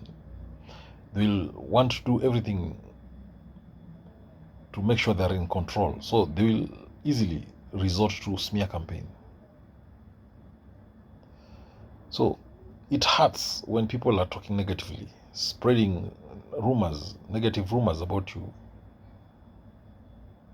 And when you listen to that, they are lies that originated from the narcissist. So the more the smear campaigns keep progressing, then you realize that people turn against you. So the narcissist is punishing you to make sure you don't have boundaries that you've set for them. So the smear campaign that narcissists use to punish you is very public, and it involves many people. So now the narcissist can decide to punish you using the silent treatment. So they do this, they punish you the silent treatment to make you submit to their demands and to take responsibility for the action that they are unable or incapable of taking responsibility for. The narcissist will go silent on you. They'll cut all communication with you. So that way you'll be frustrated. You'll feel painful because you cannot be heard. They will treat you on that silent treatment just to have the control that they need. It can take months, years, or even decades. So they do this to punish you, to avoid taking responsibility for their own behavior. So once the narcissist realizes that you will not hold them accountable or responsible for their behavior, then they will end the silent treatment and they will talk to you. So the rage, narcissistic rage, is also used by the narcissist to punish you. They make sure that they're not to be blamed by someone, but someone else will be blamed. They'll be angry. They'll show rage when they don't want to be responsible, or when they feel targeted, or when they are at risk of narcissistic injury, when they feel some shame. So when they are angry, they will be very loud and they'll be brutal with their words. So the narcissist's main aim is to push you away so that they cannot address the issue at hand, that probably they are the problem. So the narcissist punishes you using their techniques, various tactics and techniques, to have control over you or over a situation that they think they're losing control. Why does a narcissist ignore you? The greatest way of hurting someone is to ignore them. It makes that person anxious, worried, stressed out, depressed, confused, embarrassed, shameful. So let me ask you this. Why do you think a narcissist will ignore you? Why do you think they will do the cruel silent treatment on you? One thing for sure is that a narcissist is a self-centered person who wants attention. Narcissists hurt people. That's what they know how to do best. They use and misuse others for their own selfish needs. Their needs come first. They want acknowledgement, to be praised, to be validation, assurance all the time, constantly. They are master manipulators. They know how to provoke you to react. So when the narcissist ignores you, it's one of their manipulative tactics and techniques. It's a passive aggressive strategy that they ignore you to punish you by withholding all attention, affection, communication, that they believe by doing that you'll beg them for forgiveness, you'll beg them to talk to you. Why do you think the narcissist will ignore you? Why does a narcissist ignore you now? One, they do that to get some power, to have some power over you. If the narcissist at any moment thinks and feels that their control over you is going down, is slipping in any way, they'll want to reestablish that control on your life. So one way is to go silent on you. We know the narcissists, what they fear most is rejection and abandonment. for the narcissist to control you and for them not to be rejected by you or abandoned by you. They will want to do those things to you, that is to reject you and to abandon you. So when they are ignoring you and giving you the silent treatment, they believe they're having some power over you. Maybe you caused some narcissistic injury. You triggered a deep wound within the narcissist. To the narcissist, they are perfect. And they have to protect themselves. So when they are hurt, they will project that hurt towards you. So the narcissists, I've said it many times in my videos, they lack empathy. They don't care if their actions hurt you or not. They ignore you to prove to you, to show you, to demonstrate to you that you are worthless, you are irrelevant. They can do away without you. You see, the second reason why the narcissist will ignore you is to strengthen what we call the trauma bond. When they behave in a cold, hot energy towards you, they make you feel anxious. So the question is, why do you think a narcissist will ignore you? They make sure they strengthen that trauma bond. They punish you when you least expect it. That is kind of narcissistic silent treatment, by where they completely go silent on you, ignore you, they withhold communication, they don't give you any attention or affection. So that is punishment to you. Sometimes you don't know what you've done to make the narcissist angry with you and go silent. They create drama from nowhere so that they can punish you. So the other reason why the narcissist ignores you is to devalue you. They make you feel that it's like you don't even exist to them anymore. When they ignore you, their silence is very cruel, sadistic. You don't exist in their world. They make you feel that you do not matter. You feel that your thoughts, feelings are irrelevant, and you believe that the narcissist is the most significant, relevant. When they devalue, they take all your confidence, all your self-worth. They make you feel stuck, that relationship, for their own selfish gain. So the narcissist might also ignore you if they need more narcissistic supply. So if they go silent on you, they know they'll provoke you to act. You'll be confused. What has made them go silent? So you'll start giving the narcissist more attention. And that is what the narcissist wants. You'll start asking them what is wrong. Are they okay? Have you done something to hurt them? Is there anything that you can do for them? How can you make them better? Those are some of the questions you start asking the narcissist when they go silent on you. You've not done anything wrong, but what the narcissist wants is attention from you. So what the narcissist wants you is more attention. So they ignore you also because they want you to chase them, to chase after them. See, we know that narcissist wants attention, validation, admiration, acknowledgement, to be praised all the time, assurances. So why do you think they'll ignore you? Because they want you to chase them, to go after them. When you do that, they feel extremely valuable, important, special, and that's inflates their ego.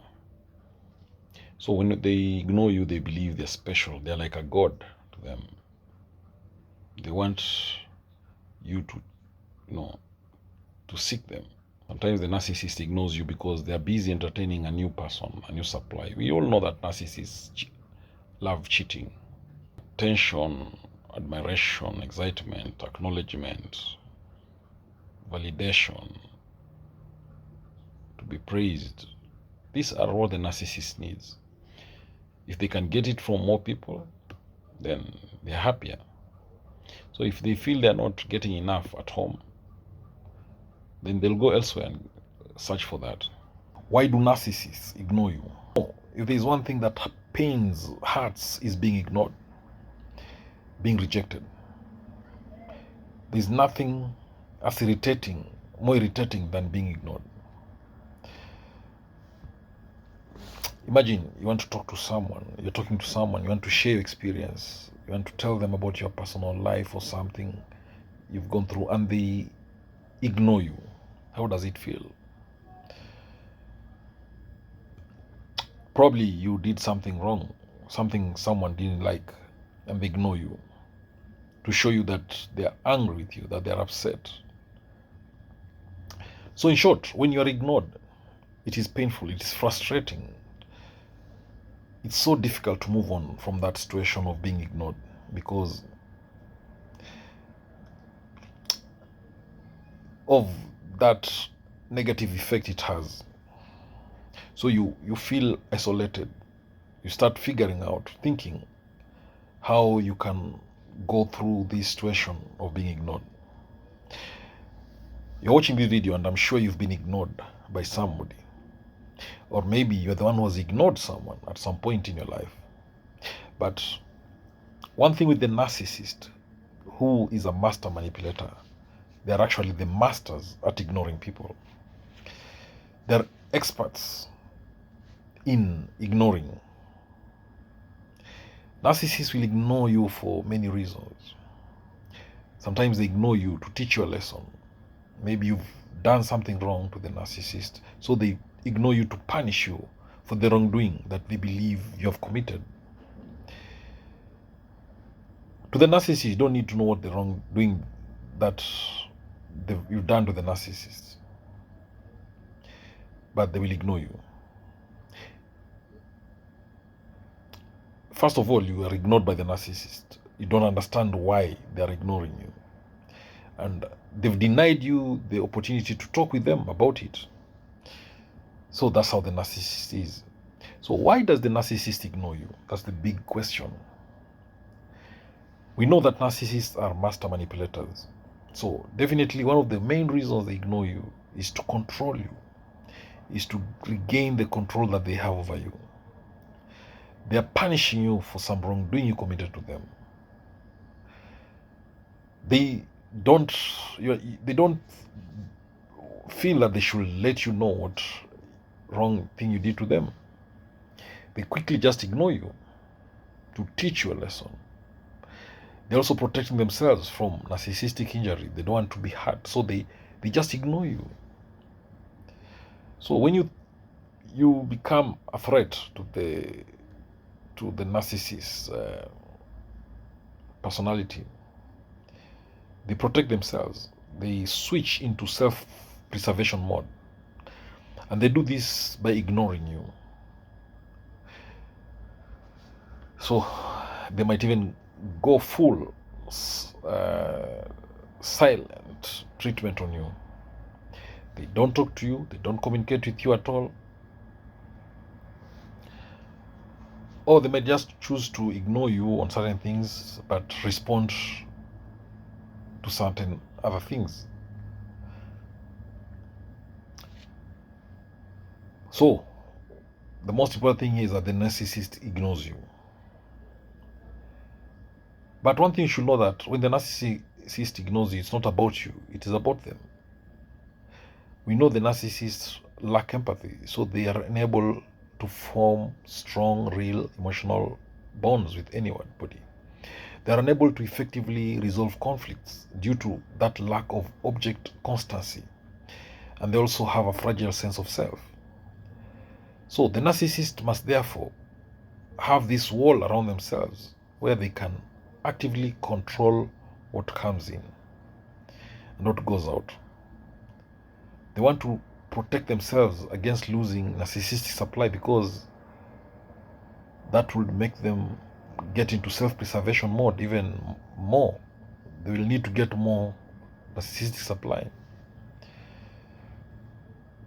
We know that the narcissist lacks confidence, is not competent, but they put on a face, an act of appearing to be confident.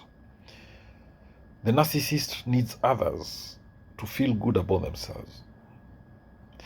Even if they must emotionally abuse you, physically abuse you, they will use any manipulative tactics to feel good about themselves. So the narcissist will ignore you to devalue you. The narcissist sees that you're no longer useful to them. They've used you, misused you. You can't provide any value to their image or sense of worth. So what do? They devalue you. They do it to make you feel powerless. They devalue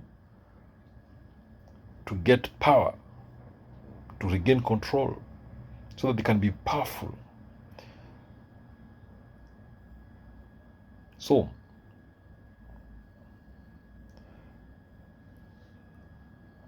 the narcissist will ignore you because that is the best thing for them at that moment. And you don't know why they're doing it. So when the narcissist ignores you, try to remember that it is not about you, it is about them. And this will make you feel more in control of a situation you have no control over. So the narcissist is the master manipulator. They just don't ignore you for nothing. What they need is to regain control. If they feel that they're losing you, they're losing power over you, they'll quickly ignore you to regain that power back. You had this narcissist in your life and you ignored them. They're your ex, you ignored them. But the thing is this, they were the ones who dumped you first. So the big question is this: what happens when you ignore a narcissist who dumped you? What happens when you ignore that ex-narcissist, your ex-lover, your ex-boyfriend, your ex-girlfriend who dumped you? What things should you expect from them? What will be their reaction? This happens all the time. Many people have relationships with narcissists, and the narcissist dumps them. The narcissist dumps you for a new person, a new boyfriend, a new girlfriend. But when you ignore this ex-narcissist who dumped you, there are things that you should expect. There must be a reaction from them. Now, this narcissist, they always want you to treat them like a very special, important person. They want to be the center of attraction. They want to be on the spotlight. We know that they're very selfish, self-centered individuals who put their needs first. So when the narcissist dumps you, they believe you'll not ignore them. They know you'll chase after them. You'll still want them back. There's nothing the narcissist hates more than to be rejected or to feel rejected. So when you dump them, they start remembering the attention you used to give them. They know you used to praise them. You acknowledge them, praise them all the time. And now you dump them. The narcissist, they want attention. They can't thrive without attention. So when you completely ignore that ex of yours, the narcissist who dumped you, then that's the start of problems for you. We know that narcissists suffer from self-esteem issues because of their childhood. When you ignore them, they become violent. Don't forgive and forget easily when you ignore them. So the narcissist will stalk you everywhere. They'll stalk you on social media. They'll stalk you at work, where you work. They will stalk you where you live, at your home. They'll stalk you everywhere you go frequently. So one of the things you'll want to change is your routine. You'll want to change your routine until the narcissist is tired of you and leaves you alone. Now, when you ignore that ex-narcissist who dumped you, the other reaction you should expect from them is nasty text messages from them. When you ignore a narcissist who dumped you, they'll send you nasty messages. They'll come back fighting. And yet they're the ones who dumped you. They're the ones who ignored you first. They're the ones who ended the relationship. But don't expect them to just go and disappear from your life. They'll send you disturbing text messages. They'll call you in the middle of the night. They'll call you at odd hours of your working day. They'll ambush you with some text messages from nowhere. Early in the morning, very late at night, very early in the evening, midday, anytime. They want to be in your life, in your face, so that you can't ignore them.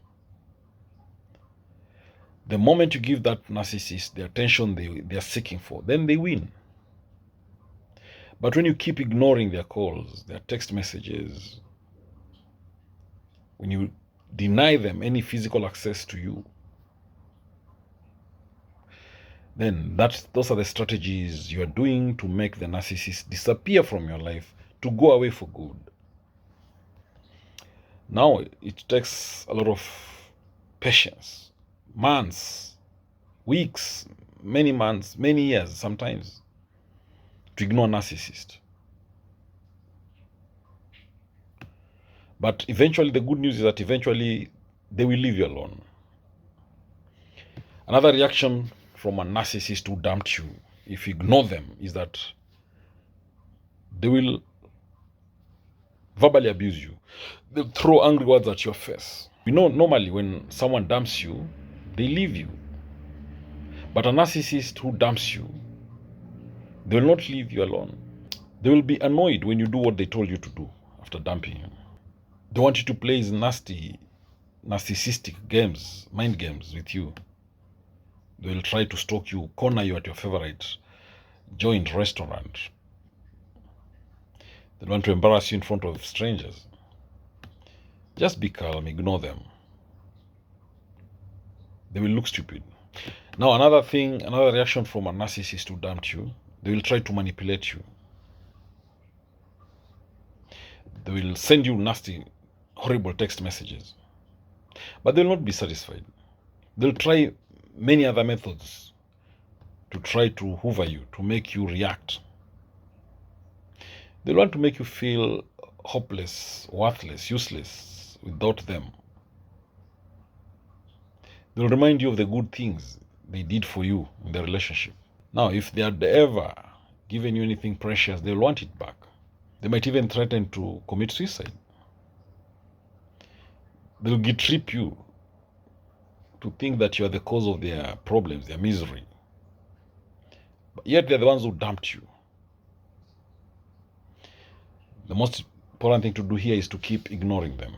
Now, the other thing that a narcissist who dumped you will do if you ignore them, they will try to create some conflicts among your friends, between you and your friends.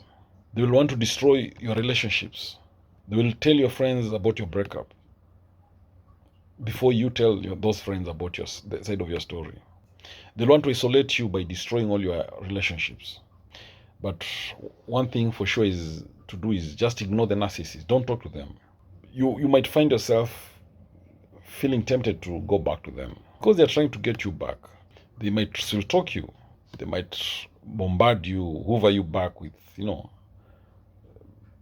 gifts, expensive gifts, chocolates, flowers, even promises of vacations.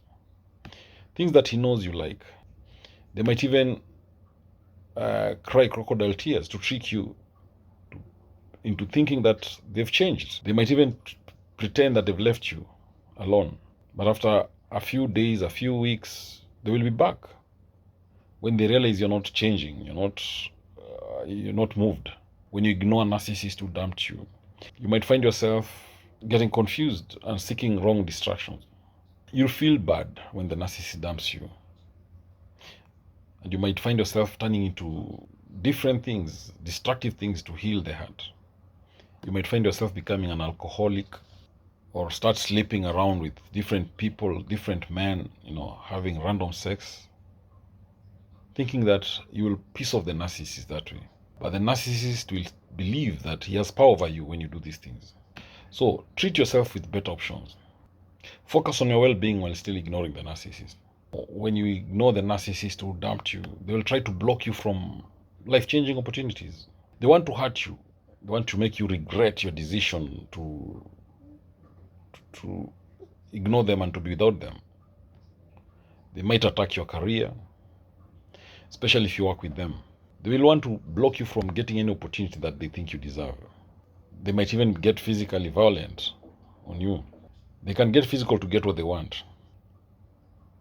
The narcissist will be annoyed, will be angry that you're moving on without them. So focus on your self-worth. When you ignore the narcissist who dumped you, eventually they'll get another person. They'll find someone else and leave you alone. What to do when someone gives you the silent treatment? Someone can give you silent treatment, but it's very, very important to know how to recognize that the silent treatment is abusive. Sometimes we go silent because we want to avoid saying things that might make us regret later. Sometimes you go silent because you don't know how to express yourself, or maybe you feel overwhelmed. But we know people, specifically or especially the narcissists, they will use silent treatment as a way of controlling you, as a way of exerting power over someone, as a way of creating emotional distance. So if someone does the silent treatment on you, it is painful. These people who use the silent treatment on you, what they need is to punish you. They might go silent on you for a day, 2 days, 3 days, a week, weeks, months, so that they can achieve their goals. Now, silent treatment is emotional abuse. The same way you talk about physical abuse is the same way you talk about emotional abuse. Now, sometimes because of that painful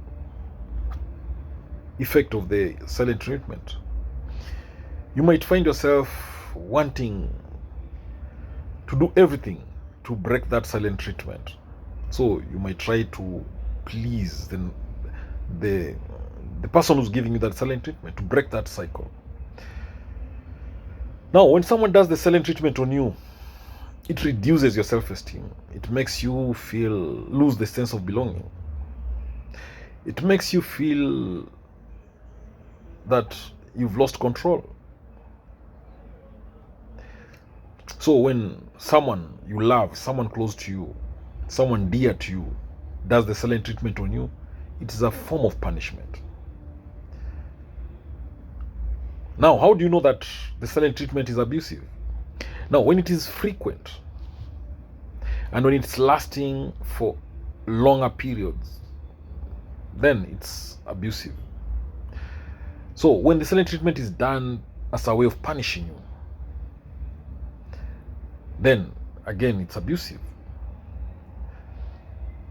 So when the silent treatment stops, when you say sorry, when you beg, plead, or when you give in to the demands of the person who's giving the silent treatment, then that's abusive.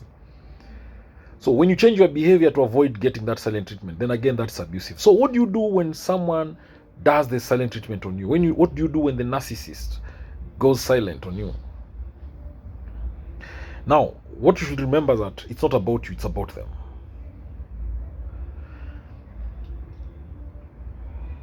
Now, if this is not abusive, then probably it is the person might be hurting and they want to get a way out.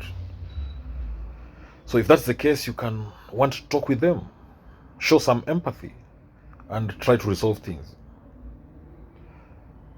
But sometimes it is that's not the case. So if they don't want you to talk, they don't want you to solve things, then just leave them alone, ignore them. So you can also tell the person that the silent treatment hurts you and makes you feel isolated and frustrated. And that's not what you want in a relationship. You don't want that kind of silence in a relationship. Talk about that silent treatment is not a way of solving relationship problems. Then highlight those issues. So if you believe that you cannot stomach this kind of thing, the silence, then make it very clear that it's a relationship deal breaker for you. You can also ignore the silent treatment until it blows over.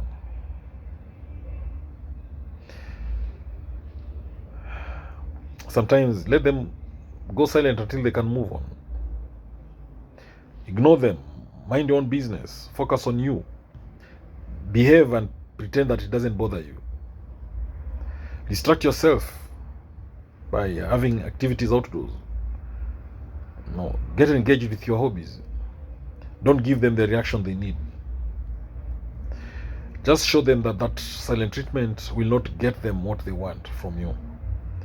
The other thing is to offer solutions. Have a face-to-face meeting with them. Listen to them. You can go to couple counseling together. You can also stand up for yourself. When the silent treatment is now getting to being emotional abuse, just know that you are not in a healthy relationship. So prioritize yourself. Put yourself first. So have firm boundaries. Go to counseling with your partner. It can be either individual or couple counseling.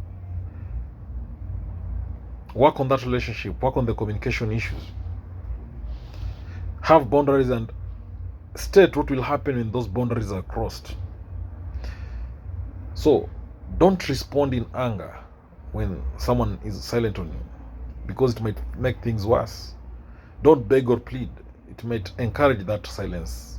Don't say sorry just to stop it, to stop the silent treatment. Don't continue to keep reasoning with that person who's giving you the silent treatment when you've already told them about your likes and dislikes. Don't take it personally. Don't threaten to end the relationship. You only threaten to end the relationship if you're prepared to do so. So there are other different kinds of emotional abuse, and that includes frequent yelling, insults and name calling, anger, embarrassing, humiliating someone in front of others, jealousy and accusations, making decisions for someone without their permission, spying on someone, stalking them, attempting to isolate them from family and friends, exerting financial control, blaming them for what goes wrong, never saying sorry, threatening them, threatening people they care about.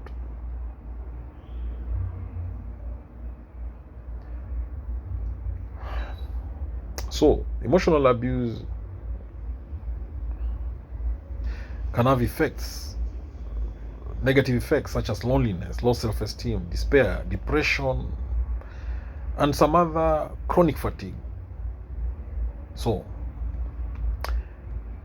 thank you for watching this video. If you've learned something, please say it in the comment section below.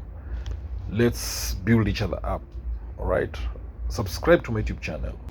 Silent treatment among couples. So silence, that is refusing to communicate, to engage in conversations, is mostly used by many as a control tactic to get power in a relationship.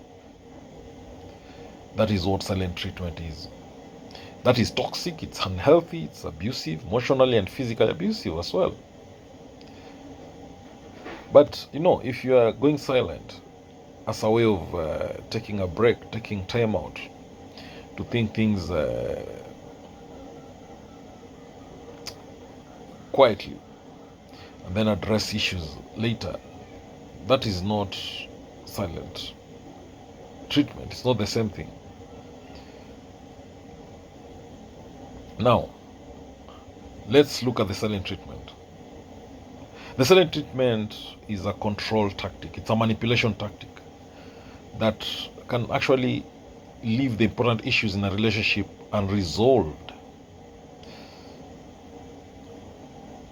So the person who's undergoing the silent treatment may feel worthless and loved. They may feel hurt and heartbroken. They may feel confused, depressed, frustrated, annoyed, angry, worried, anxious. They feel useless, worthless, valueless, and important. So when one partner or both of them refuse to talk to each other, it's a nasty, cruel type of power in the relationship, which shuts the other partner down. But it also shows that you don't care, or you don't want to communicate or collaborate that relationship. So generally, people use silent treatment to control the situation, to manipulate others, to control the conversation. Some use silent treatment to avoid, they use it as a tool to avoid taking responsibility, or they use silent treatment to avoid admitting wrongdoing. So, for instance, if you are angry that your partner is cheating on you on their cell phone devices, you may start a conversation and you express your feelings and ask them about why do they always emotionally cheat on you, get involved with other people in social media, for instance, in WhatsApp, Instagram, Facebook, for instance. So if your partner doesn't want to accept responsibility for hurting you with those moves, or if they don't want to acknowledge, or if they don't want to change their behavior, then they will respond by saying, I'm not talking about this. Or they may simply say nothing at all, and they may ignore you altogether. So when your partner, if you want to talk, and your partner tells you, I'm not talking about that, I'm going to be quiet, it means first of all, they have not acknowledged that they're hurting you, and it means they're telling you they're not going to change their behavior. So, them refusing to talk is not the same as them telling you that you're postponing the conversation, that you'll talk later.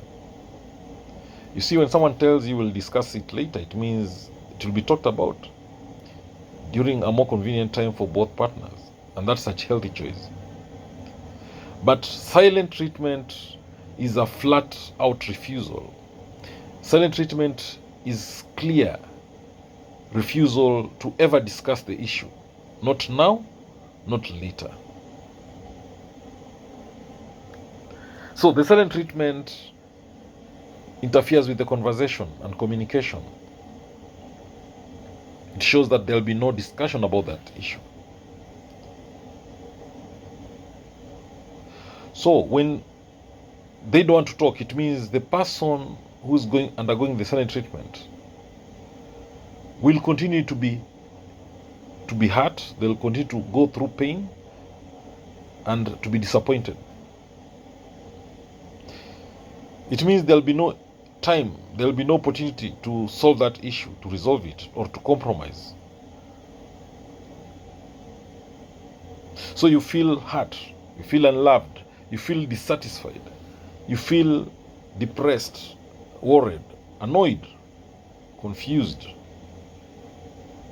You feel in pain. So this issue will always be there because one partner decides this, they're doing a silent treatment on you, and they're never going to discuss it. So this issue will continue eating on the relationship. So these are some of the causes that lead to divorce when they become too much. So silent treatment is very painful. Your partner decides never to talk to you or to acknowledge your presence. Yes, we know that silence sometimes is golden because it prevents you from saying things that you might regret later. But sometimes silence can be very unhealthy reaction to something that is upsetting. So, mostly the silence turns out to be silent treatment, and it becomes very destructive and damaging to the relationship. And that silent treatment is a popular tool used by those who love emotionally abusing others. So, now let's look at these people who use silent treatment as a way of gaining power or controlling others in a relationship. What do? So they use the silent treatment to punish you, to put you in your place. They might decide not to talk to you for days, for weeks, for months. They refuse to make eye contact, to talk to you, to text you, to answer calls, or to respond to your text messages. So when things don't go their way, they will go back to the silent treatment. They use the silent treatment as a way of refusing to take responsibility for their bad behavior. They punish you with the silent treatment when you annoy them, when you make them angry, when you upset them. They use the silent treatment when they need you to apologize, to say sorry to them, or to give in to their requests and demands. They'll give you the silent treatment if you refuse. All right? To do what they want. So they go silent on you until you plead with them. The silent treatment, it's a method of psychological punishment, control, and manipulation. Probably you've done the silent treatment on someone, you've used it, or maybe you've experienced being treated on a silent treatment. Now, silent treatment is pervasive in our society. Sometimes when you're arguing with someone and you don't want to argue with them, you might find yourself saying, I won't talk right now. Let's talk tomorrow. So silent treatment is used everywhere. But it has some negative effects. And that is what we're looking at in this video. You see, when you stop responding to someone, stop communicating to someone, it can cause conflict between the two of you. So let's look at why people use the silent treatment. Why do people ignore you using the silent treatment in relationships? And what are the consequences? What are the negative effects of this silent treatment? And how can you deal with it? So when you understand why people do the silent treatment and how damaging it is, you'll be able to know how to solve problems in your relationships differently and positively.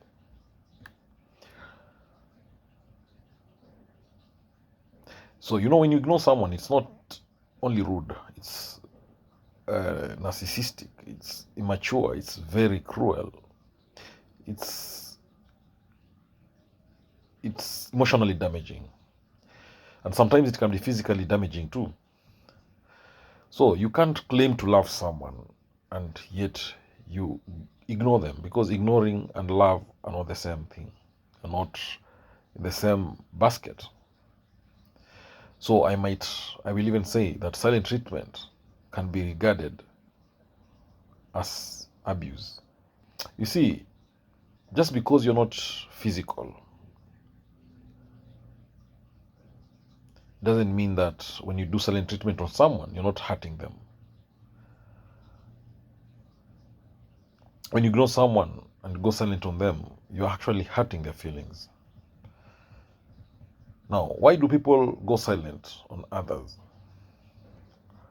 So if you're in a relationship and you discover that your partner is silent on you, one of the reasons why they do that is because they blame you for a problem. So someone thinks you're the cause of a problem, so they decide to go silent on you. They ignore you and they believe that the problem will go away that way. Sometimes they might just be mad at you. They can't talk to you about it. So this thing makes things worse. So for me, going silent treatment as a way of blaming you is not being responsible. It's avoid dealing with the problem or avoid caring for you. So sometimes this silent treatment creates a problem that was not there. So another reason why someone will go silent on you is because, they just want to hurt you. We know that the people who are just love hurting others. So they go silent on you to punish you, to hurt you. Especially narcissists who love hurting people. Narcissists who are very selfish, self-centered people who only care about their needs. They can't care about what your feelings are because they lack empathy. So they don't respect you and they decide to just hurt you. So going silent on you is a way of them controlling you. It gives them control over the situation. It gives them power over you. And this is one of the typical narcissistic behaviors whereby they might even try to turn things around so that they become the victim. They become that the ones who are being oppressed. They deny that there's a problem. They make your feelings irrelevant. This is typical gaslighting. So silent treatment is used as a way of gaslighting, projection, and narcissists love it. Another reason why someone will go silent on you, they believe it's the right thing to do, or they believe it's good for you. Some people, they go silent on you without realizing the damage it causes. They think it will make things better. So they want to avoid a confrontation. They don't realize that going silent treatment is the wrong way to go about it. So it doesn't mean that people who ignore others are bad people, because we all have problems. We know that life is tough, it's difficult, and we need to find out the right ways to deal with things. And we know that time is everything, it's of essence. But despite all this, ignoring someone can have serious consequences. So what is the harm? Why is silent treatment damaging? Silent treatment causes emotional trauma or stress. So the many negative emotions that occur when you get ignored. You feel lonely, you have low self-esteem, you despair. When you are treated, when someone does the silent treatment on you, it can bring about depression, chronic fatigue, and so on. So when your feelings, your existence is dismissed and disrespected, you feel devalued, unloved, unworthy, insignificant. So the other damaging effect of silent treatment is that it causes psychological stress. We can say ostracism, that is exclusion or banishment. Silent treatment can be a mind game for some people. It can be used as a form of manipulation. It breaks your sense of self-esteem and sense of self-worth. Silent treatment may have serious side effects, physical side effects. When you feel excluded, that is when you're stressed and depressed, you can develop cardiovascular diseases, heart diseases. Silent treatment can also cause behavioral changes. It might make you behave in ways you might not behave normally. You start questioning yourself. Start second-guessing yourself and others. Start doubting yourself and situations where you normally don't. In short, silent treatment gaslights people. You feel like you're bothering someone else. It makes you feel like you're being too needy. So this makes you act like not you. So when you believe they're not acting like yourself, it makes you feel guilty.